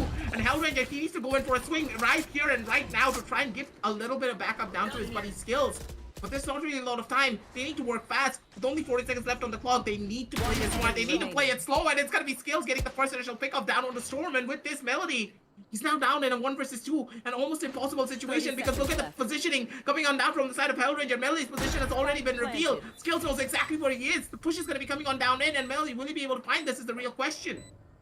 Oh my god, and that jiggle is gonna be coming in from Skills. Melody is just biding his time right now. He knows he has a lot of time to work with. The planet just come down. All he has to get is one kill and he's gonna be able to take the second. But if they're gonna be giving 1v1s, they're not gonna be able to take the kill. But no, Skills is gonna be peeking out and just showing his head at the right time and takes out Melody. Melody, really well done, really sneakily played. And what an intense clutch situation abrasive, because I was at the edge of my seat over there. I just wanted to see what Melody's gonna be able to do, and he tried his best. But no, Global Esports is not going to be giving their wins away that easy. No. And they're going to be putting the 9-3 score for themselves. 9 rounds for Global Esports so far. And Simple looking a little bit on the rear foot. And Global Esports has it driving the steering wheel in their hands. And they're driving the win home. They're really, really close to the win. And once that double-digit play comes in, it's going to be reducing the confidence of Team Simple just a teeny tiny bit. And just putting up the confidence for Global Esports, but hopefully not too much. So let's just see what's going to be happening. Honestly, you can already see the sky buff really coming into play from the side of GE. Because Skills, the fact that he was able to use 4 flashes in that one round in particular just goes to show the strength of these new sky changes. But at the same time, Melody, he's a little bit mad with power on his own side, and these skies are showing up massively. SK Rossi going in for a couple of his own shots. He's gonna be able to take down 2. He's actually gonna be good for his third probably as well. But Lightning Fast comes in and as a backup, he's gonna be able to take down 1 more, and now this is going to be heading on down over to a 1 versus 2 situation. And now what the real question is, will SK Rossi be able to clutch this one out? Because this is a very hard 1 versus 2 situation. He needs to try and go in for those shots. He needed to get this kill down on the KP. He is not going to be able to find it. This is going to be hurting a lot moving on down the line, because now he's stuck in this really hard position, but he's actually going to be able to walk himself down forward. But power, he's just too good. What is this guy on? I need to know what he had for lunch, because I need to have it right now, because after this match, I'm of course going to be going on to my own ranked games, and I want to pop off like this guy, because do you see these shots coming on down from him? Wait, power, he's just flicking around all over the place, and he's able to hit these headshots like it means absolutely nothing. He's just casually tapping heads every single time. Honestly, at this point, it's become kind of a tradition. So I'm very sure it's going to be on that Red Bull. I'm going to be a little self-aware. Just going to break the 4th wall. Yeah, we say it a lot, but yes, it doesn't mean that you shouldn't be picking one up. Go there and get your QR code scanned out and get one of your Red Bull cans for yourself and just energize yourself to the next level.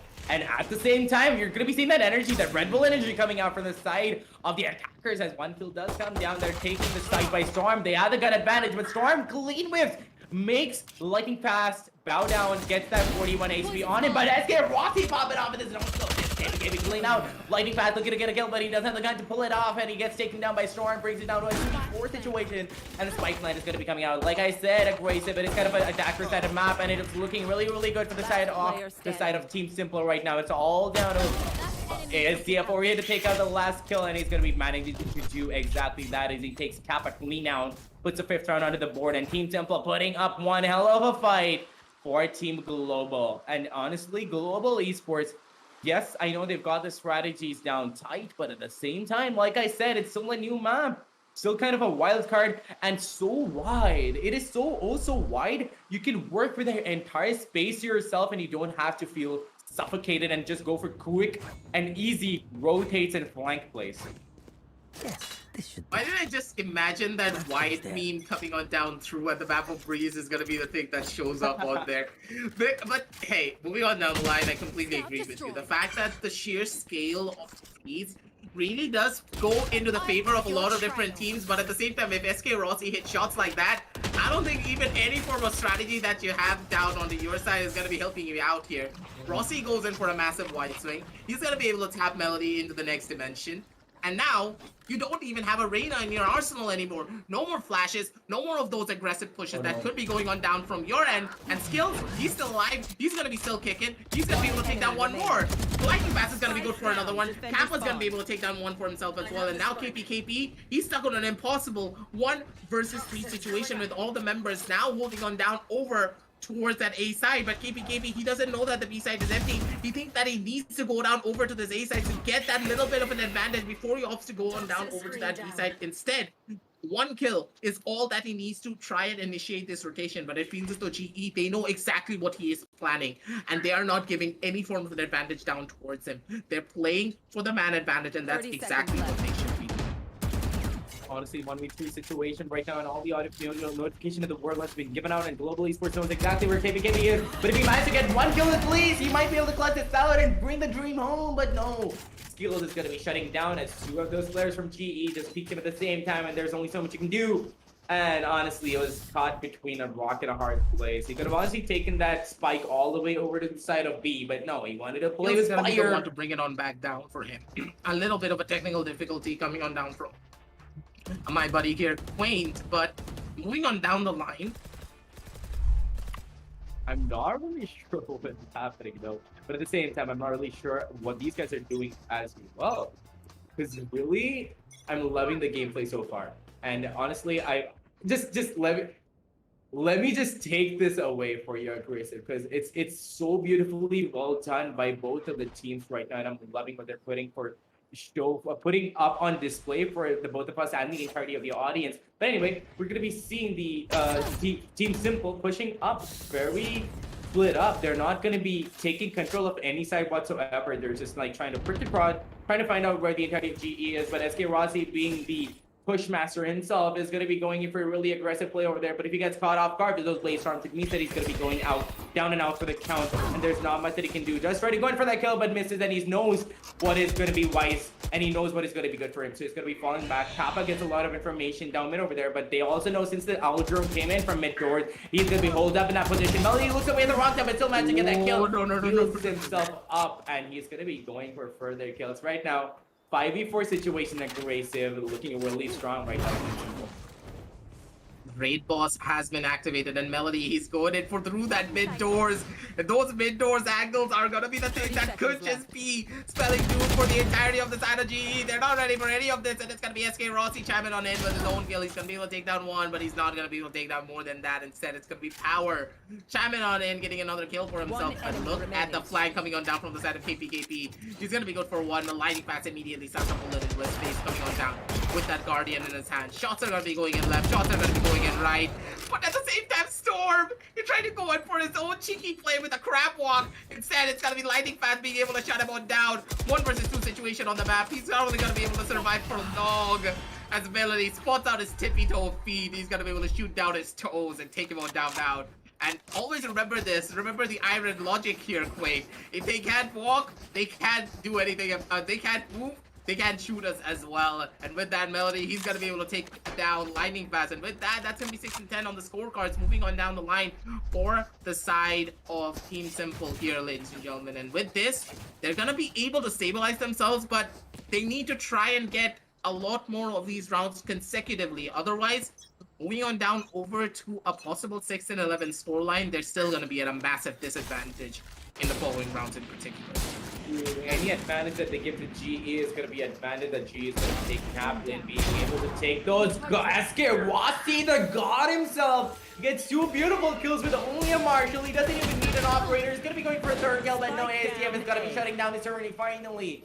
2v3 situation, and the ultimate on ASCF means that he can pick up one of his teammates, just resurrect them and go like, you know what, come back in, because brothers, we need you. And nonetheless, we're going to be seeing that ultimate coming in from the side of Sky over there just to find out wherever there are. ASCF is going to be popping that anyway, trying to go in for that kill on skills, but no skills with his skills. Is going to be able to take down ASCF. 1v3 situation right now, Gracious. This is so intense. All out of KP, he has a spike. I'm not really sure, but then he does have the spike. But honestly, 1 gun and a G, right? Too many marshals. This scares me. Whenever I see like more than 1 marshal on the server, that really does scare me here, Quaid. Because you know for a fact that that marshal is a 2-shot body shot, especially when you consider 2 people spamming down one singular angle with it. 30 seconds And left. at this point, I think that KPKP, he's playing for the long haul once again. He's waiting to see any of the members of the side of GE getting a little bit too overzealous and maybe pushing themselves down forward. But I'm pretty sure that Skills, the timing not really working out in his favor. He pulled out that flash right at the wrong time, and instead it's gonna be KPKP being the one to shut him on down. Kappa, he has those lineups ready. Shock darts are gonna be raiding on in. He's not going to be able to find out much though. He's going to be able to spot out the first initial player, but still the gun advantage is still in the favor of the side of KPKP. He should be able to take it all away. He does get spotted on out. Shots are going to be going in left. Shots are going to be going in right. He cannot break this recon bolt. There's not really a lot of time. 8 bullets and a dream for KPKP. He needs to make these count. The shots need to be going on in. 1 HP and a dream. Lightning fast. He knows exactly what to do. Pulls out the classic and slaps him in the body to take him on down out. And that, ladies and gentlemen, is going to be the side of GE taking it down over to the 11th round of the board for this. So intense, and KPKP didn't give up until the very end. Aggressive. He gave it as all, and in spite of having 3 marshals faced up against him, facing down the barrels of 3 marshals, he took down 2 of those players just so beautifully, worked around the advantage that he had, worked around those pyramids, got those kills, and he pulled it all back. But no, 1 HP meant that lightning fast, all he had to do was take that classic and slap him right in the body, like you said. But anyway, 6-11 right now. They have given away 1 round to Global Esports, but that does mean that Global Esports has had the confidence going in for them. Team Simple looking a little shaky right now. They know they can't afford to lose another round, because if they do that, Global Esports is not going to be late at all in picking that up. KPKP nearly missing that over there. Oh my god, SK Rossi and his team is going in for that push, but no! KPKP doesn't manage to get that kill, but ASEF is going to be picking up the kill. SK Rossi instead, Skills is also going to be in close quarters, trying to get another kill, and Storm knows exactly where he's going to be. And honestly, if he manages to get that kill over onto his side, he might be able to it's over, but no Skills wall back there to get that kill. Hell Ranger also picks up a kill along with him on Storm. 2v3 situation, 2v4 situation, my bad, and it's all left to Power again. Oh my god, and that Sky's Wolf is gonna be sneakily walking past Power. That means that Power knows that they know he's not there, but do they not? Do they know he's there? The shock darts are gonna be coming in, but they're kind of random. But no, now they know, and it's gonna be sprayed down. Oh, no, aggressive. So intense, and that means that the 12th round is going to be coming into play for Global Esports. The final round of such an intense matchup. 6-12, not much that they can do. 6 rounds that they have to get consecutively. Can they do it? I honestly don't know, but what does the audience think is something that I also want to know. But Aggressive, what do you think? In my eyes, at this point, they need to pull off a miracle. There is nothing really that the side of Team Simple can do, especially when you consider the terms of their eco. They're being forced onto the worst buys that they possibly can even get. A Sheriff coming on down through, really good workout in their favor, but just as I was talking about that, I'm not even gonna say anything because my Caster's Curse is just a little bit too powerful. Shots are gonna be going on in. Melody's gonna be able to get a cheeky angle for himself, get a kill down on SK Rossi, take him in down out almost immediately, and Storm gets his own kill down on the other side as well for that first initial side entry. And now moving on down forward, Storm gets another kill down on the Hellranger, moving it all down to a 2 versus 5 situation. No picks going on down through. Melody's gonna be good for another one. Kappa though, Clutch Paw has been activated seemingly. He's actually gonna be good for 1. He's gonna be good for a 3rd one as well, but he's not gonna be able to find that 1 kill down on the ASDF. 7 HP and a dream for this man to survive and live to tell the tale on in another day. And with that, that's going to be 7-12 on the scorecards already, ladies and gentlemen. And it seems as though Team Simple, they still have a lot of fight left in them to try and pull this back onto a possible overtime. But you gotta also look at it this way, Aggressive. There are 2 really important ultimates ready for them on both sides. Look at that. ASEF has his ultimate ready on that stage, and Lightning Fast has his Neural Theft at his hand. So any kill that goes off to him, he's going to be putting that hat onto them to find out where they are, and that round might be going to the advantage of Global Esports. But not really sure, because honestly, what I'm seeing from Simple is pretty good right now. But they've got to keep that momentum going on. The Sky Ultimate is going to be coming in to find out any information whatsoever, to see where they're going to be located. They know that they're going to be on site, but that's all they can do. The Viper Wall goes out to block out any information, and that quick plant is going to be coming in. Storm is going to be going in for that plant and falling back off, but no, he stops planting, which is a bad idea in my opinion, because he's going to be hunting down the Global Esports, and Kappa is going to be popping off. Skills gets another kill, and it's all over. Aggressive, and the last kill is going to be coming in from Hellranger, who gets Power.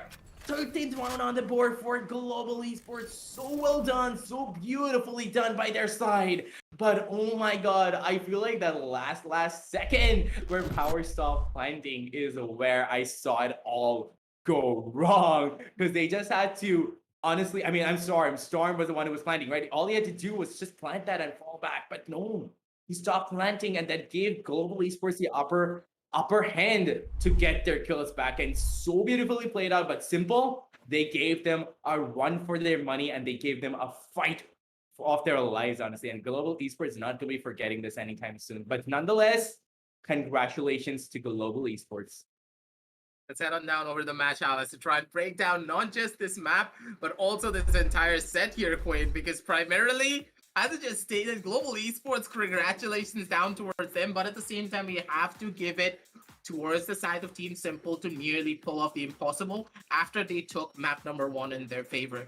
It was a massive surprise, but at the very end of it all, I think that the proficiency of Global Esports on other maps, not just on the one-off maps, the one-off Valorant maps being Ascent, Haven, Bind, and Split, really did give them that level of advantage, because knowing how to play these unorthodox maps, knowing how to play a lot of these different quirky maps really does give you that first level of advantage whenever it comes down to your competition.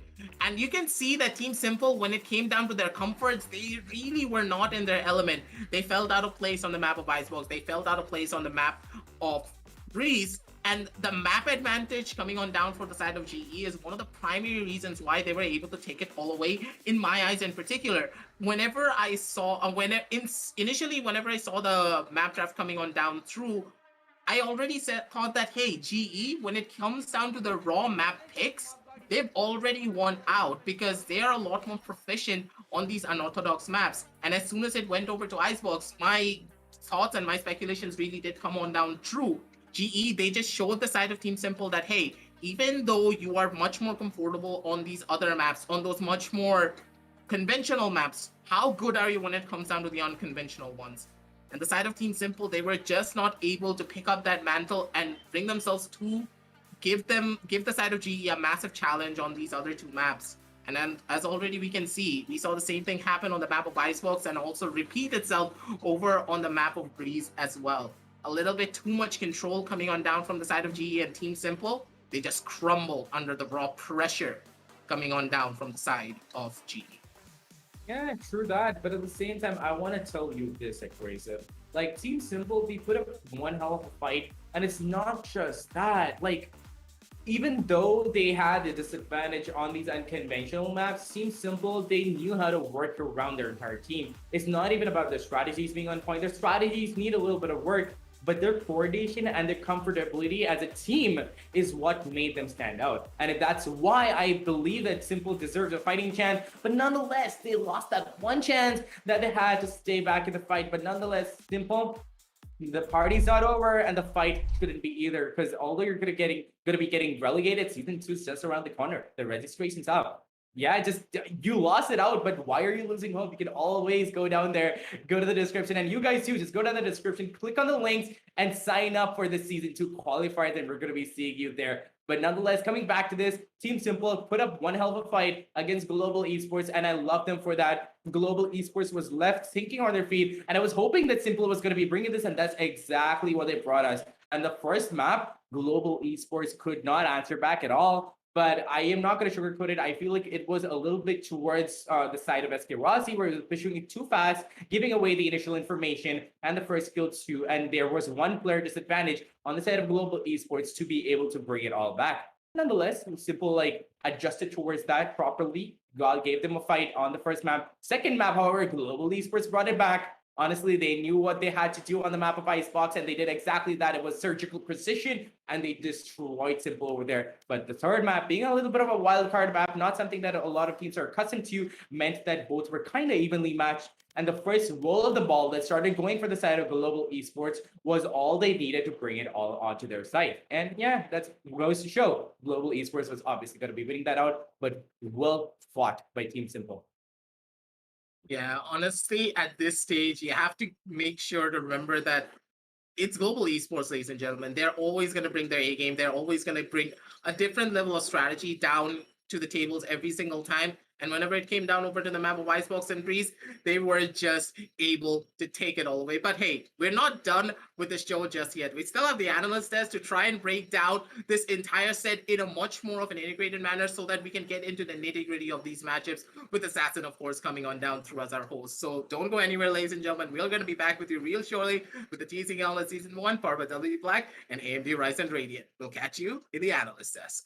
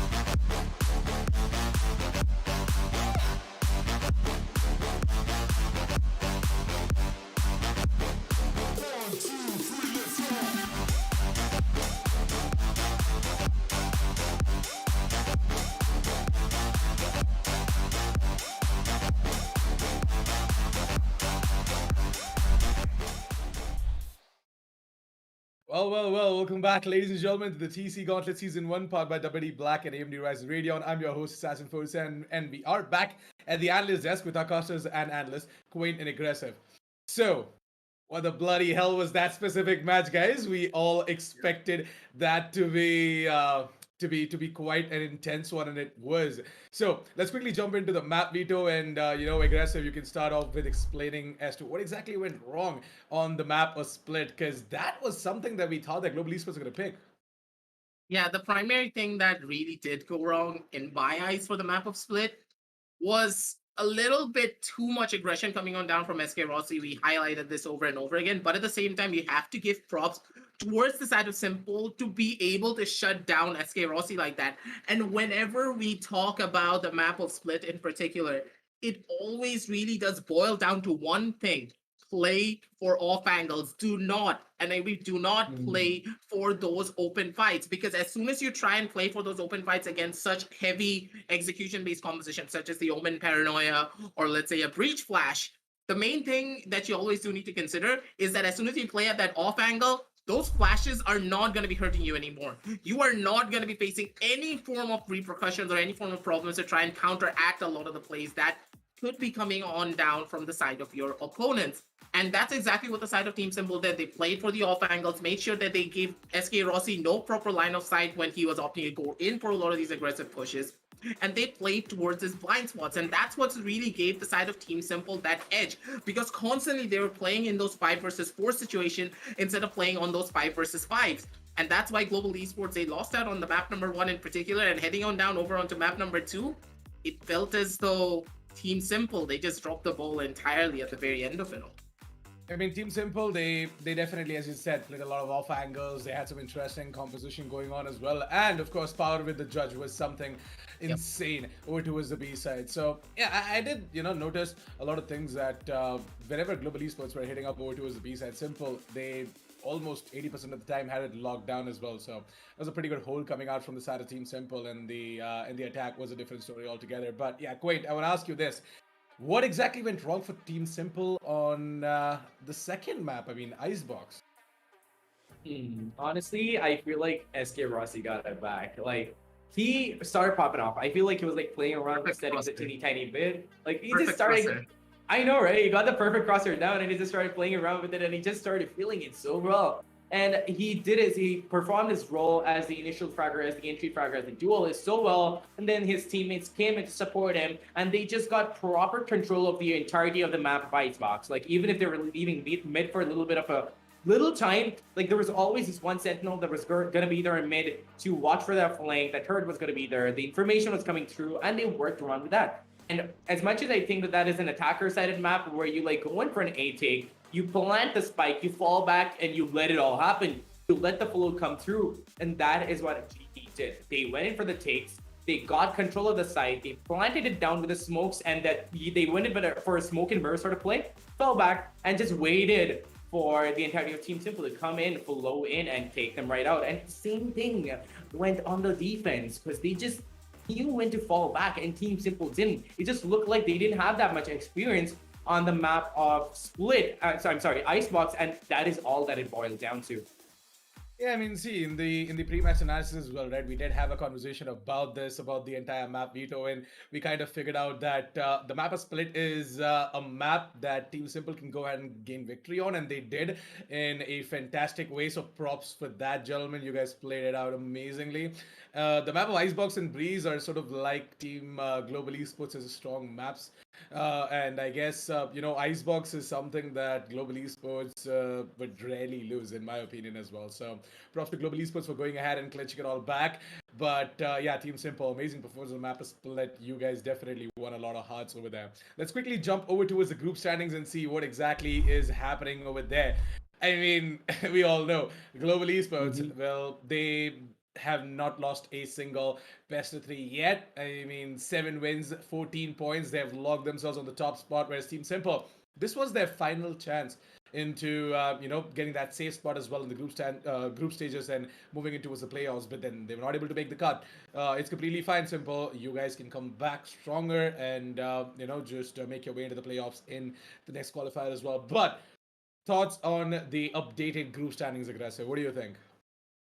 When I look at the upgrade to standings, it really is not surprising, primarily when you see Global being at the very top. We kind of expected this. They're a team that are, of course, going to bring their A game every single time, and they're going to be that team who takes that #1 seed, no matter what happens. And when they have those 14 points, they're going to be really happy, because now with that #1 seed, they're going to be able to rest easy and then go in for their proper fights moving on down the line when it comes down to playoffs. But for the side of Team Simple, it really is going to hurt just a tiny little bit, because when you consider the journey of Team Simple and the way this team has grown over these past few weeks, they have come a long way. You have to say that is for sure, as I said. Yeah, I mean, Team Simple, by that performance of the map is Split, right? We were so shocked, and it just goes on to show that Team Simple, with the right amount of time, with the right amount of synergy and coordination and strategy coming into their play as well, they might just be able to make the cut in the next qualifiers for sure. I mean, Team Simple, we are all rooting for you, so please go ahead and keep grinding. Please don't get demotivated with all of the results happening in season #1. I mean, Gauntlet is not something that is just running for like a month or two. It's an entire 8-month league, so you guys have a lot of chance, and you guys can always step into glory as well. But Quinn, your thoughts on the updated group standings? What do you think? Honestly, I did one Simple to like give them a fight for their money. I wanted them to stand a chance to get back into the game, but no. Then again, season 2, like you said, season 2 qualifiers are still there. I'm very sure they're coming back and giving the other teams fighting for the qualifier spots a fight for their lives. So Team Simple is a team to watch out for if you guys are planning on registering. And then you know what? Just fight it out amongst yourselves. But at the same time, speaking of the group standings, yeah, Team Simple lost it out. We know who are going to be relegated now. It has been locked in, and Global Esports, we knew that they were going to be riding that storm. They were going to be riding that wave and being at the top, the very tip top of the entire leaderboard, and they've secured that position. But what is going to be interesting now is the fight for that 4th spot, because Tempest and Team Valor, they might go up or down at any time, because Team Valor still has that one win to get onto their own side. If they manage to pull it off, they might be going into the playoffs. So that is the one interesting match that is remaining, in my opinion. But other than that, really, really fun fight so far. That's true. I mean, Team Simple, it was quite a journey for them in this specific qualifier, but then it's completely fine. Just brush it off and go ahead, keep grinding, come back stronger. Speaking of which, the registrations for Season 2 Qualifier 3 are live now. You guys can always go ahead and check the link down in the description below. Get yourselves registered and, be a part of the biggest Valorant event down in the region as well. Also, while you're down there, please go ahead and check out all the links coming down from our sponsors, WD Black and AMD Ryzen Radeon. They've got some amazing deals for you guys, which could be proven useful for you if you're looking to make your next big upgrade. So please do go ahead and check out the links down in the description below. Also, get yourselves a can of Red Bull as well to enjoy all of these high octane games. to be completely honest, now would be the right time to go ahead and get yourselves a can of Red Bull as well, because the next set of beer 3 that we have got you guys for the day will definitely be an insane one. I mean, you guys know what it is, right? If you don't worry, we got you covered once again. Today's matchup's coming up. Force One Esports versus Godlike Esports is going to be the match, which is going to be starting at 7:30 p.m. IST. So we want you guys to tune in for that as well and get your Red Bull cans ready for that one, because it might just go the distance. All 3 maps for sure. Force One Esports and Godlike Esports, they both are going to fight it out so freaking hard. Both of them in their respective groups, they just want to climb up the boards as well. And I guess Force One Esports, they are going to give out a tough fight for sure. Until then, this is the TEC Gauntlet Season 1 powered by WD Black and AMD Ryzen Radeon. We are pretty much done with the first half of the day. See you guys in the next one. So until then, I'm your host, Assassin47, signing off with Quaint and Aggressive. See you guys in the next one.